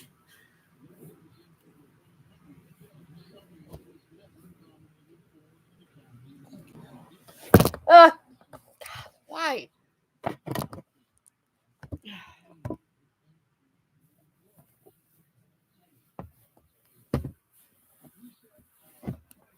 Yeah, but you know what? It's like,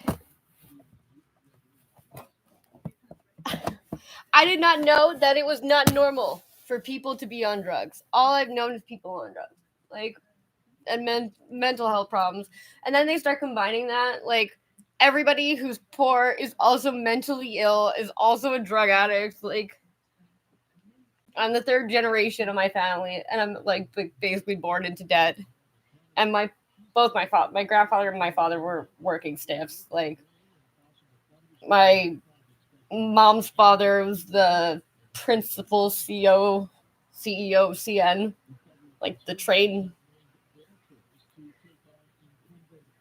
And yeah, well, that was basically thrown into the fucking toilet because my mom, whatever, it's fine. But like, my parents aren't like drug addicts. They're not alcoholics. We don't go on vacation every fucking year. We go on vacation maybe every 10 years or something. Like, I remember my father, when he fucking was a union rep, he was like, that was the biggest mistake I've ever fucking made. Like, because everyone blamed him for his company fucking moving to the States, basically.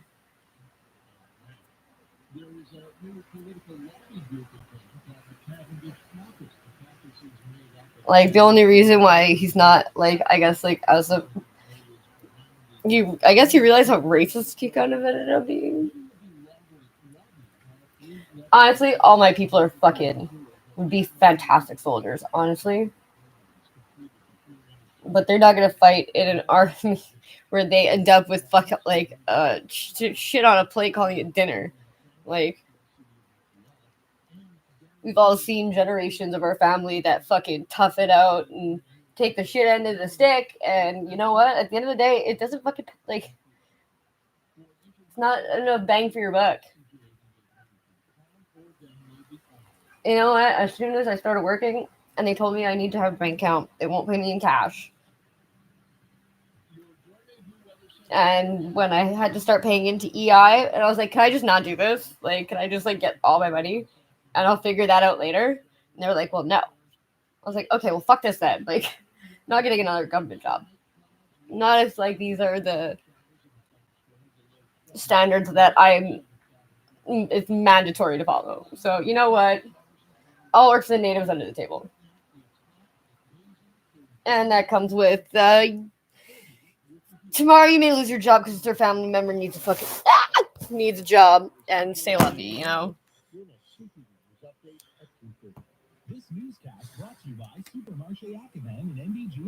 You know what? I'm willing to pay my taxes. I really am. Like the cops cruising down the street once or twice a day, I expect you to do that. I expect you to be seen and like around and just be able to be like, and then you keep going. I don't know why that's so fucking hard. Literally fucking just sitting there doing my fucking nails. Siba? It's like, fuck off. It's like, go do what you were doing. The ST, and you know what? Apparently, I don't know what's going on. They want to replace the chief of police. He was gone for like X amount of time, and people were like, does anybody know where the chief of police is for the STVM? Apparently, like, his family went on vacation, he didn't tell anybody. I don't even know. Now they want to fire him because he's not doing enough for the guild encampment thing. They've got like 2 judges so far that were like, nah, they're not doing anything illegal, so you can't really, like, by law, they can't. They usually do anything to like run in there with SWAT gear to just like tackle kids to the ground. They don't give a shit. Elderly kids, whatever. Usually they are like the first ones there. But I don't know what's going on. It's like their Jiminy Cricket may have like tapped on their shoulder and be like, hey, yeah, I'm still fucking here. Ew. They've just been playing the worst fucking music, like really bad 80s music. What the fuck? Why?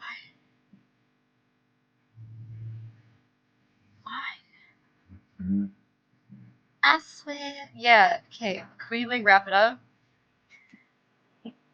Oh my god, please. I can't.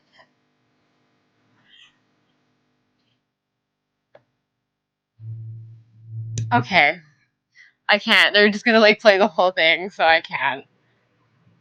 No, I think them rating they made it sound like they rated every restaurant on every downtown street, but it was a total of 4 restaurants on Peel Street.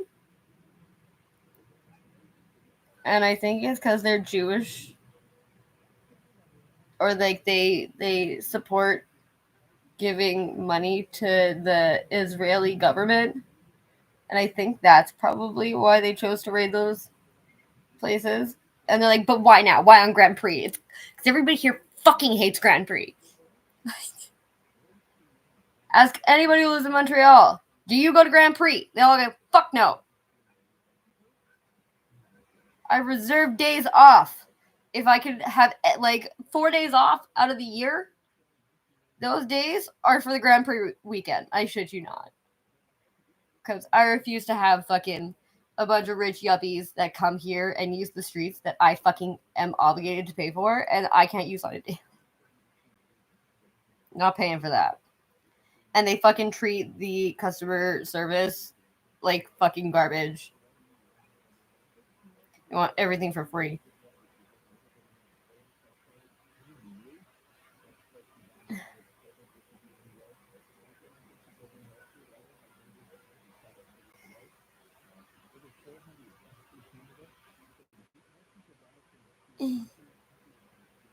I realize the nicer of a car that you have, the more likely of a shitty driver you are. Oh. Ew. Ew. Okay. Got one eye down.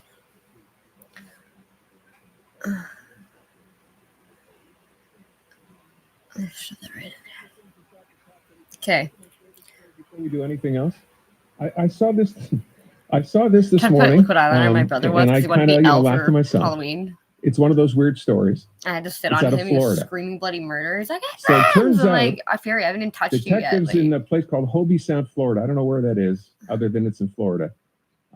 Made an arrest at a bank robbery. Oh yeah. Now, in and of itself, that's not interesting Cal. or that interesting. The story, right? These things happen all the time. You know, hopefully no one gets hurt, whatever. And it turns out this is a bit of a particular case. Apparently, this Wells Fargo bank in Florida, the doors, it was closed for Juneteenth. This was yesterday, right? The doors at the bank were left open. So the bank is closed. There's no one there, but someone forgot to lock up at the bank. Oh, God. Now, Well, it there's is Florida. speculation maybe a cleaning company had come in to do, the job after they closed, and maybe they forgot. No one knows yet for sure. The only thing they do know is the bank was left open. The doors were left open. So what happened? The person was bank like, robber on this particular day, does somebody work goes here? to rob the bank, gets to the front of the bank, realizes, A, it's closed, but hey, the doors are unlocked.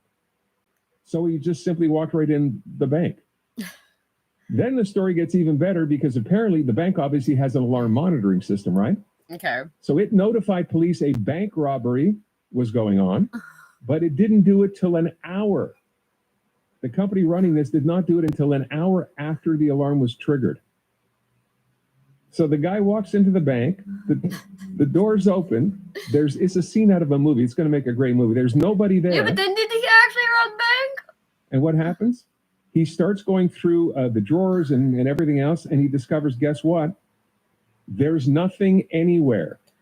All the money, all everything was taken out of the drawers. They do that at the end of the day, right? Yeah, they put it in a vault. Or open cabinets. Everything was empty. So what did he do? He left the bank and took nothing. Bank robber walks in. There's nothing to steal. So he left. Unfortunately for him, he was caught on a camera at a gas station buying a bandana, which he then put on, thinking he would go to rob the bank. Only there wasn't anyone there. They caught him on the camera. He's been arrested. Oh, what a I don't know why I love this story, but I just do, because to me it seems like it's like a Woody Allen movie, right? It's that great scene. What was that but movie? Is there a Take the Money and 13-year-old? Run? Was that it? Woody Allen has decided to rob a bank. I've mentioned this before. It's one of the all-time great movie classic scenes. He goes I don't to know. rob I a don't watch bank. He goes up to Woody Allen movies because that guy's he goes a up to the fucking teller and creep. hands her a note. And he says, that like, guy "This is should be a put bank in robbery. jail. That is fucking disgusting. Don't move. Dude, I have a like, gub." that was my And the grandfather's discussion excuse is, too. He says, "No, it's not a When gub. my It's a mom gun." confronted Clearly, him, "No, it like, says why gub. would you That do looks like a that to bean." She me? calls over the I manager was and says, 8 "No, years that's a gub." old. He was like, I That thought you kind of wanted scene it. played out in real life. It's sort of. because she would call him daddy You're and gonna rob a shit. bank. And to Perfect, him, they're nobody's not here, blood but neither is related. any So money here to either. him, So there you go. I love this story. Don't know why. Just love the story. it's All not right, that it couple was things going okay, on today. but it First was of all, you like probably know less by of now the Conservative candidate for Mount bad Royal, thing in his formally brain. introduced You- last night by Pierre Poilievre at the big rally they had. Almost like it His never name is faced Neil it. Like he never Olbermann. even He's a asked Montreal himself, lawyer. like, He's been on our show is this a before, fucked I up think, thing right? I'm A couple doing? of times. He was the same lawyer, by the way, who brought forward that lawsuit by two McGill students, not the one McGill brought forth, the one two students brought forth, to try to get the encampment taken down, which of course didn't work. So he's going to be running for the Conservatives there. He spoke to David Hertel earlier. You'll hear that interview coming up in about an hour. It's 2:20 it's this kind afternoon. of And right then to the protest. story, Like, I thought we were done. I'm glad in a sense that we're not. The Cavendish Boulevard fuck's fiasco sake. / extension / never going to happen is back in play.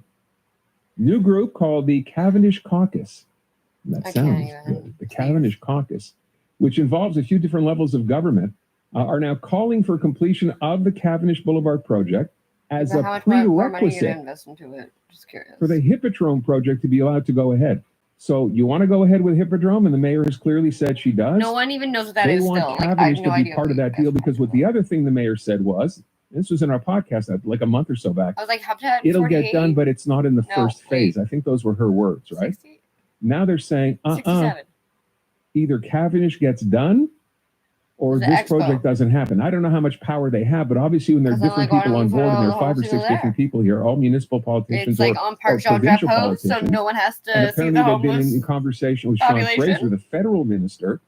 Apparently This is no maybe one lives starting to gain a there. little bit of traction. So we'll have to wait and see. But as you know, I don't know what It's the problem is, because every eco-friendly. time we ask the mayor about Cavendish all the Boulevard, like, the answer is always the same. wildlife It's always growing over positive, top. Brian. We're doing Cavendish for See? sure. Yeah. All they want to do, the Cavendish Caucus, is hold the mayor to her word. Yeah, but has So we'll see where anybody this seen goes. We'll Valerie talk to one of the members LaPlante? of the Like, is she Cavendish Caucus alive? a little later in the show as well. Is she who they found in the what else did I canal? mention? I would not Oh, be surprised at this point. They are literally First of blaming all, her for and I want to get to the which I story knew too, but I we don't know all if you kinda saw the figured out. numbers this morning. Has this been talked a lot about today? The only reason this why I would idea go that let people her leaving stay in her emergency rooms, position that as those long numbers continue to as she rise. Every is, time you because think he things didn't are getting want to look better, things bad turn out to be not getting better, at by least not putting in one of his healthcare. own people in We'll her talk position. about that with Aaron Gerfel And just after 5:30 because the numbers are going to anytime pretty she wanted to miserable. do anything, he And would I should fucking mention pull the finally, rug if you from didn't under hear her. only moments ago, sad news to report. Canadian actor Donald Sutherland has passed away at the age of 88. No one We'll knows have, that is I either. think, a little tribute coming up later in the No show one as fucking well, cares. maybe during our calendar segment. So Literally no one stick cares. around for that too. Donald Sutherland, the 88. I heard just a quick report. I never knew this. He'd never won an Academy Award. Done over 100 Are we doing films, a if I slinging heard out right. thing? Never won an Academy Award. One of Canada's great actors. Donald Sutherland, passing away at 88. Let's go to traffic. CJD 800 Traffic Center. First check things on things this morning. What day is it today? Thursday. First check on a Thursday afternoon. Here's Lauren Glazer. Lauren? Good afternoon, Aaron. Looking at the westbound side of the Met, we do have delays starting P&F now, running out to the DeCarry interchange. For northbound Laurentian, some slowdowns through St. Rose, again between the 640 and Mirabel. For northbound 13, it's also slowing. Starting at the T-Can, runs up to St. Martin, again between the Vachon Bridge and 640. Southbound 13 delays there, St. Martin to the Bissell Bridge. For northbound DeCarry, that is already very tough. It's length. Southbound DeCarry delays there from the top to Van Horn. On the westbound side of the 20, also difficult between Turcotte and Norman. Only until July 2nd, Mazda is offering 90 days without any monthly payments. That's 90 days, zero payments. Visit your Mazda dealer today for details. Let us know what you see on the roads. Call in your tips to star 800. Your next report at 2:30. All right, thanks very much, Lauren. Traffic brought to you by Cars for Kids. Remember, that's the easiest way to get rid of your old car and get yourself a tax receipt as well. You can donate it today, and your car can be picked up as quickly as tomorrow. So go online for all the details. carsforkids.ca. Look, today's question, I was going to go a couple of different ways here. I was thinking perhaps what we should do is play some of the interview from David Hertel this morning when he talked to Neil Oberman, who is now the Conservative MP who'll be running, or at least he's a Conservative candidate who'll be running. Well, who's like fucking being super rude. Royal riding. And then ask you what you thought of this. But then I thought, no, it's a fairly lengthy interview. Maybe we can do that later. I wanted to start by something else. I know there's some new numbers now showing immigration figures in Canada, highest that they've been in God knows how long, and that would be ever. And then talk about this because it's been a subject that's been talked about quite a bit. But the take on it today is a little different from a couple of pieces that I read over the weekend. So let's go there and you can weigh in on this, okay? The immigration debate continues to rage in Quebec, right? This has been a topic of conversation now going back for quite some time. It got more heated over the last week or so when Francois Legault and Mark Miller, the federal minister, were going kind of at each other. Mark Miller going after Francois Legault for basically inventing numbers. But then numbers came out and they're high, not just for Canada, but for Quebec as well. So as this debate continues to rage, there are obviously fingers pointed from both sides, right? There are those, maybe you're one of them, Yeah, but at who least agree they with the could probably premier on read. blaming immigrants for the housing crisis We have in a Quebec. prime minister that And I can't know that read. you're out there because He was I've going to be a taken drama calls from teacher. you, If he wasn't prime right? minister, he was Saying going you to be a agree. drama teacher, That's which a is like problem. 80%. But there's It's those reading. on the other side saying the premier that's is a problem. simply using immigrants as a convenient scapegoat for his own political He literally, purposes. And I know like, plenty there's of like you believe that as multiple well. Many instances our of my commentators own here prime believe that to minister be the being case. like, I don't know, But I now didn't there's read a it. third Because side can't read. that has started to emerge. A in finance this minister who issue, can't on this- fucking in shouldn't this say debate. numbers. It suggests Try to find Christopher Freeland that saying a rather number. than focusing That's on like the a alleged percentage once in a problems while, which I'm like immigration is pretty sure being it's blamed not on accurate. for here, Would assume that it's we not accurate. consider where we would be without immigration. Stats Canada reports there are currently more than 200,000 job vacancies in the province of Quebec. Look who it is! 200,000 job vacancies. In other words, employers simply can't find Hi. enough workers. You're so dirty. Why? I don't know, but I'm pretty sure it's not the fault of immigrants who seem more than happy to take on whatever jobs they can find. You just drip So juice that everywhere. said, could it be at least to some degree our own fault? Because too many Quebecers have decided for one reason or another, Could it be they our don't wanna own work. fault? They choose not to work. And certainly not at jobs that immigrants are only too happy to take. From cashiers and cooks at fast food restaurants to dishwashers to working in fields picking fruits and vegetables. Jobs that many Quebecers are apparently loath to But take. I'm not worried at the same time because, okay, Oh dear. David got pulled over when it comes because when they changed the system of SAQ, instead of putting the trucks that's on That's the why they were F plate- checking you out the other day. Huh? That's Yeah. what. Okay. So there was it's supposed to be the name of the company, plated F. But now they're plated F on Dean's name because they switched to the owner of the company. So whatever, because I think the company was Dean Williams. So they pull him over told him about the registration, and all that fuss while he's calling David, and he's calling Derek, and he's showing him the registration paper. Okay. He never asked David for his driver license. It's just a registering problem. So he just took the little paper here. It's like every time you might get pulled over, but as long as you have the paper there and you have to go change that SAQ, they have an appointment. So you have the paper to say, I have an appointment to go change that. I think that's why they're pushing So we'll be click fine on even if you pay get thing. pulled over. It depends. But we're just going small little play. Hopefully he's gonna be okay. I'm scared. But they didn't ask David for his driver license. He never pulled out his driver license. Oh. He's like, okay, what's the name of the person? I think like, click Dean? Sante. I think they're or no. Like, what is it? That was an actual cop. Yeah, no, but the what do you call it? SAAQ. Service Quebec. Yeah, but the SAAQ thing keeps telling you like to always like go on the website. Yeah. But like fucking none of the people who work there know what they're doing. Because every time I go there they fuck something up. Why did he get pulled over though? Because of the plate. So I don't know how, because the way I don't understand. Okay, so they were coming. It was on the highway. Well, coming in, it was on the highway, and then the cop was coming into the merge. But they have to have a legitimate reason to stop And then you. as soon as they got behind, maybe they have a scanner for their plates now, like in Ontario.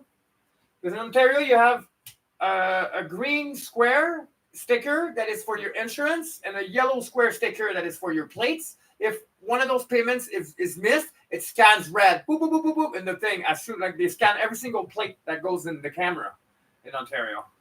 Don't fuck around. So maybe they have that here now too. They scan your plate and they see if there's something wrong. The whole thing was weird, David. But because they have to have a reason to pull you over initially. But they didn't. It was not even him. Not even anything he did. Because that happened to Dom not long ago. Because he also has an F plate. Your phone's dead. What? I turned it on. Oh, because I called you. Really? Yeah. But it's on. Is it on? I called you at 12:45. But like that, because you didn't answer, was a good thing because. Because Because I helped David unload the scaffolding at the place, and I got a little more hours, and you did too. Derek didn't want to tell the other two guys that I was still gonna work here. We wanted to. That was fucking weird though. Well, because they take the bus and all that, and they do half days. And I have a ride, and I'm the one having more hours. So it's You want to hear my story now? Yes. So, Fury thought it would be a great idea Okay, what happened? to write on a wall at Concordia that Morgan Crockett has been sex trafficked. Wait. Morgan had a friend Yeah. who messaged her being like, yo, are you okay? Because there's a giant fucking wall at Concordia that says Morgan Crockett has been sex trafficked. Oh, wow. And Morgan was just like, yo, the fuck? Like, she's like, I am shaking. I am so mad.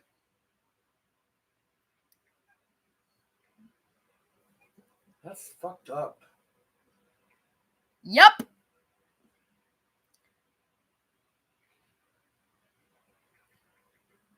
So I have to potentially go kick Fury's ass today.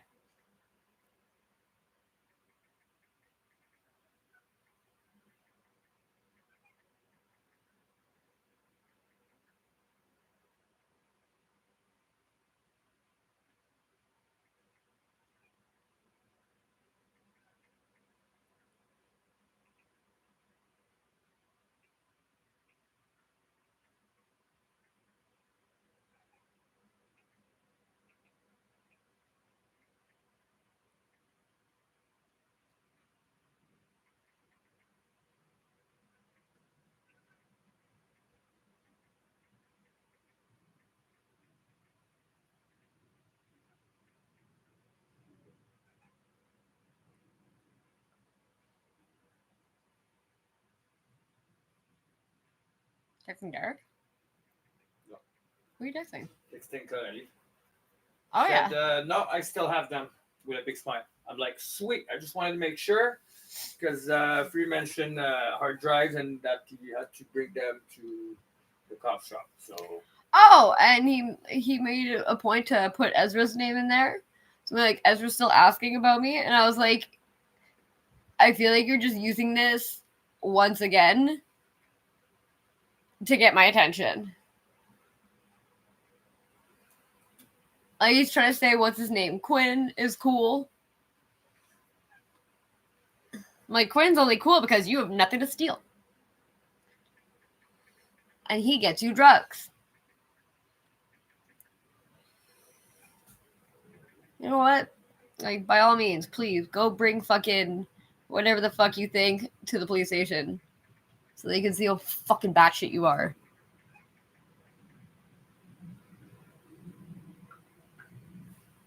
Fucking put you in the fucking same place they put Dirk.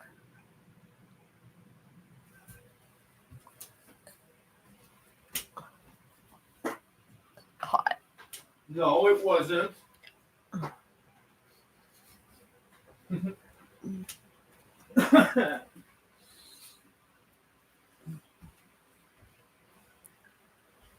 Fucking think that people are coming after him. Now people are coming after him.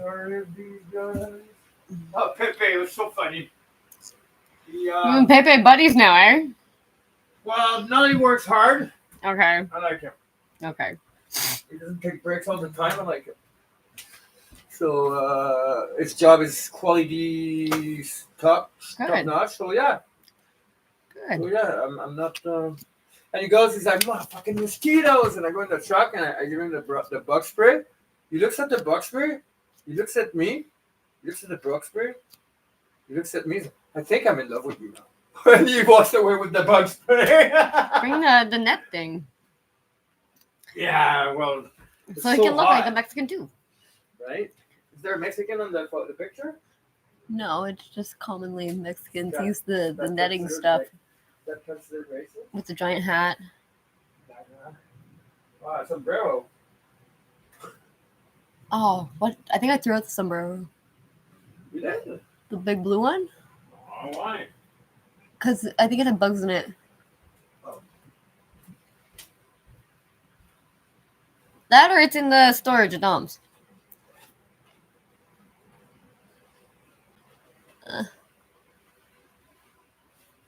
Pepe tells me, so tomorrow bring me 2 packs of smoke because I'm gonna drink this weekend and I want to smoke. I'm like, oh, okay. 2 packs? He's planning on smoking 2 packs of cigarettes. Okay. You guys are lame.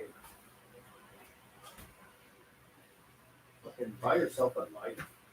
No, but like, that is like the worst kind of smoker.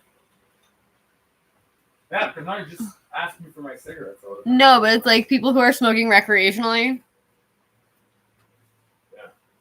Like, it's not a social fucking event thing. That's not why people smoke cigarettes. People smoke cigarettes just because they can't stop smoking cigarettes. Yeah. I smoke cigarettes because I'm stupid. Yeah. If there's one thing I wish I had never started, it's the cigarettes. Because, like, alcoholic, it is hard to be an alcoholic. That is a commitment, and it's expensive. It's commitment. You feel it every day. That's another thing. Like it took me about, like, a handful of times to get hangovers, and I was like, no, I'm about done with this. I'm over this. Not that fun. It's like Mike saying, I never have hangover. I know, because you open a beer first thing in the morning you wake up. Drink every day. Yup. Of course you don't have a hangover. But then we don't have your beer because you missed the dad because Sarah's being too fucking slow and stupid. You get the DTs. Yup. It's funny you guys you have to start drinking ginger ale and then you can start drinking beer. Beer's disgusting.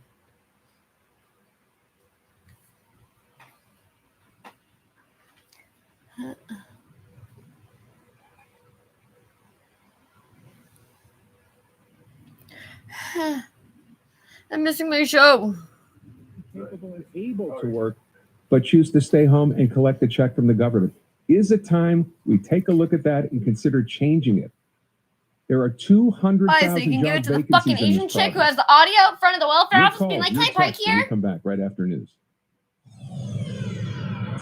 Good afternoon. It's 2:30. I'm Tom Whalen for Jason Mayoff with the CTV News Update. Here's what's making news right now. Legendary Canadian actor Donald Sutherland has passed away. His son, The amount of Cooper people that Sutherland, I know announced that the should be on news in a welfare and, social like, media post. Donald welfare Sutherland is for the was exact opposite 88. person that Environment takes Canada it. has confirmed Like, that not only welfare did only we goes to break people who are going to be on it records for the high fucking their temperatures whole life. and They have no humidex intention of ever getting off values welfare. yesterday, last night's low of And like then 26 there are people degrees who like was work the 2 highest jobs minimum and are not taking temperature on welfare record because they for the don't feel like they Montreal deserve area. government money. Like, And cars and trucks were bumper to bumper along the remote 2-lane Trans-Labrador Highway as people fled wildfires closing in on Churchill Falls. The town was evacuated last night, giving about 700 residents just 45 minutes to pack their belongings and begin their escape. For more news, including how Provincial Health Minister Christian That's Dubé is crazy. predicting a difficult summer for Quebec's hospitals, go to ctvnewsmontreal.ca. With the latest from the CJAD 800 Traffic Center, here's Lauren Glazer. We are seeing rain in spots, so you definitely want to be mindful of changing weather and road conditions. For the westbound side of the 20, that does have delays now between Turcotte and Norman. On the eastbound side of the 20, you are losing some time through Dorion, again through Il Perot, and also between 32nd He was and there all First day, that's why. Avenue. Northbound 15, it's a slow drive. Starting to lap Rondre ends up to the top of northbound the Carry. For southbound the Carry, you're losing time there from the top to Good St. Catherine. Busy drive now southbound 15, Turcotte to the Champlain on the westbound side of the Met, off and on volume between Lac-Vert and flooded Victoria. her. Northbound 13, it's a Flooded slow her drive as rooftop, well see where between the leak Dudley S came and St. in? Martin. Oh, cool. And And between the then Bash direct on one Brits and into the 640. attic. Moving It was in like with 105 Sensitive, Fahrenheit degrees in 100% there. fiber okay. internet, Oh my 500 God. megabits at $45 per Fucking month is just what you need. And then, Details at we found the leak. ebots.ca. He was Traffic like, and transit "Bang, every bang, over 15 here." minutes on Right. CJAD Oh, there's a hole. 800. Ah, Your next Bang, bang, report over here. at 2:45. Oh, there's a hole. Like, there you go. You just shut off. Nobody came in my attic. Your Dormez-vous Weather Center forecast. There's a heat Three warning and a professional severe came thunderstorm over watch in effect. and Cloudy, even windy, went a good inside chance of the showers house and to see thunderstorms where this it was afternoon. leaking. The high of 32. Tonight, clouds. Yeah, but no, imagine still that, with the but chance in our of showers healthcare. and a If it's thunderstorm still below leaking after 20. this rain, he's A gonna go mix tell of her, sun I and can cloud just in put a radio 27 that says tomorrow. exactly Then that. clouds, a The good guy chance of who's showers in gonna 21 on just like Saturday. tarping your thing, Right and he came now, over and then it's went inside and checked cloudy and 32 degrees in downtown Montreal, 40 with the humidex. Your next CTV News update knows how to at do 3 anything. o'clock. This newscast brought to you by Electroaid, heating and air So happens conditioning we get work specialists for smarter, over not harder. 70 years. They service all brands, no matter who put them in. 514-333-7460. Electroaid.ca. Radio Today is iHeartRadio. The latest breaking news, insider commentary, and #1 podcasts. All free, all in one spot. With iHeartRadio, the news comes with you in your pocket, your car, and at home on your smart speaker. With exclusive contests, information, opinion, and You gotta interviews. chill, though. So Your much stomach. more of what you love. Easy and free. Download the iHeartRadio app today. You deserve a paint that brings your ideas to life in less time. With 30% off Seco Prestige until more June cardio 26th, stuff. create something to be proud of. Get a smooth finish in just one coat. Find a Not retailer like near you one at shot seco.ca. haul Seco, lifting. see color. Leave that for The Max. fire crackles as you toast a marshmallow to golden brown perfection.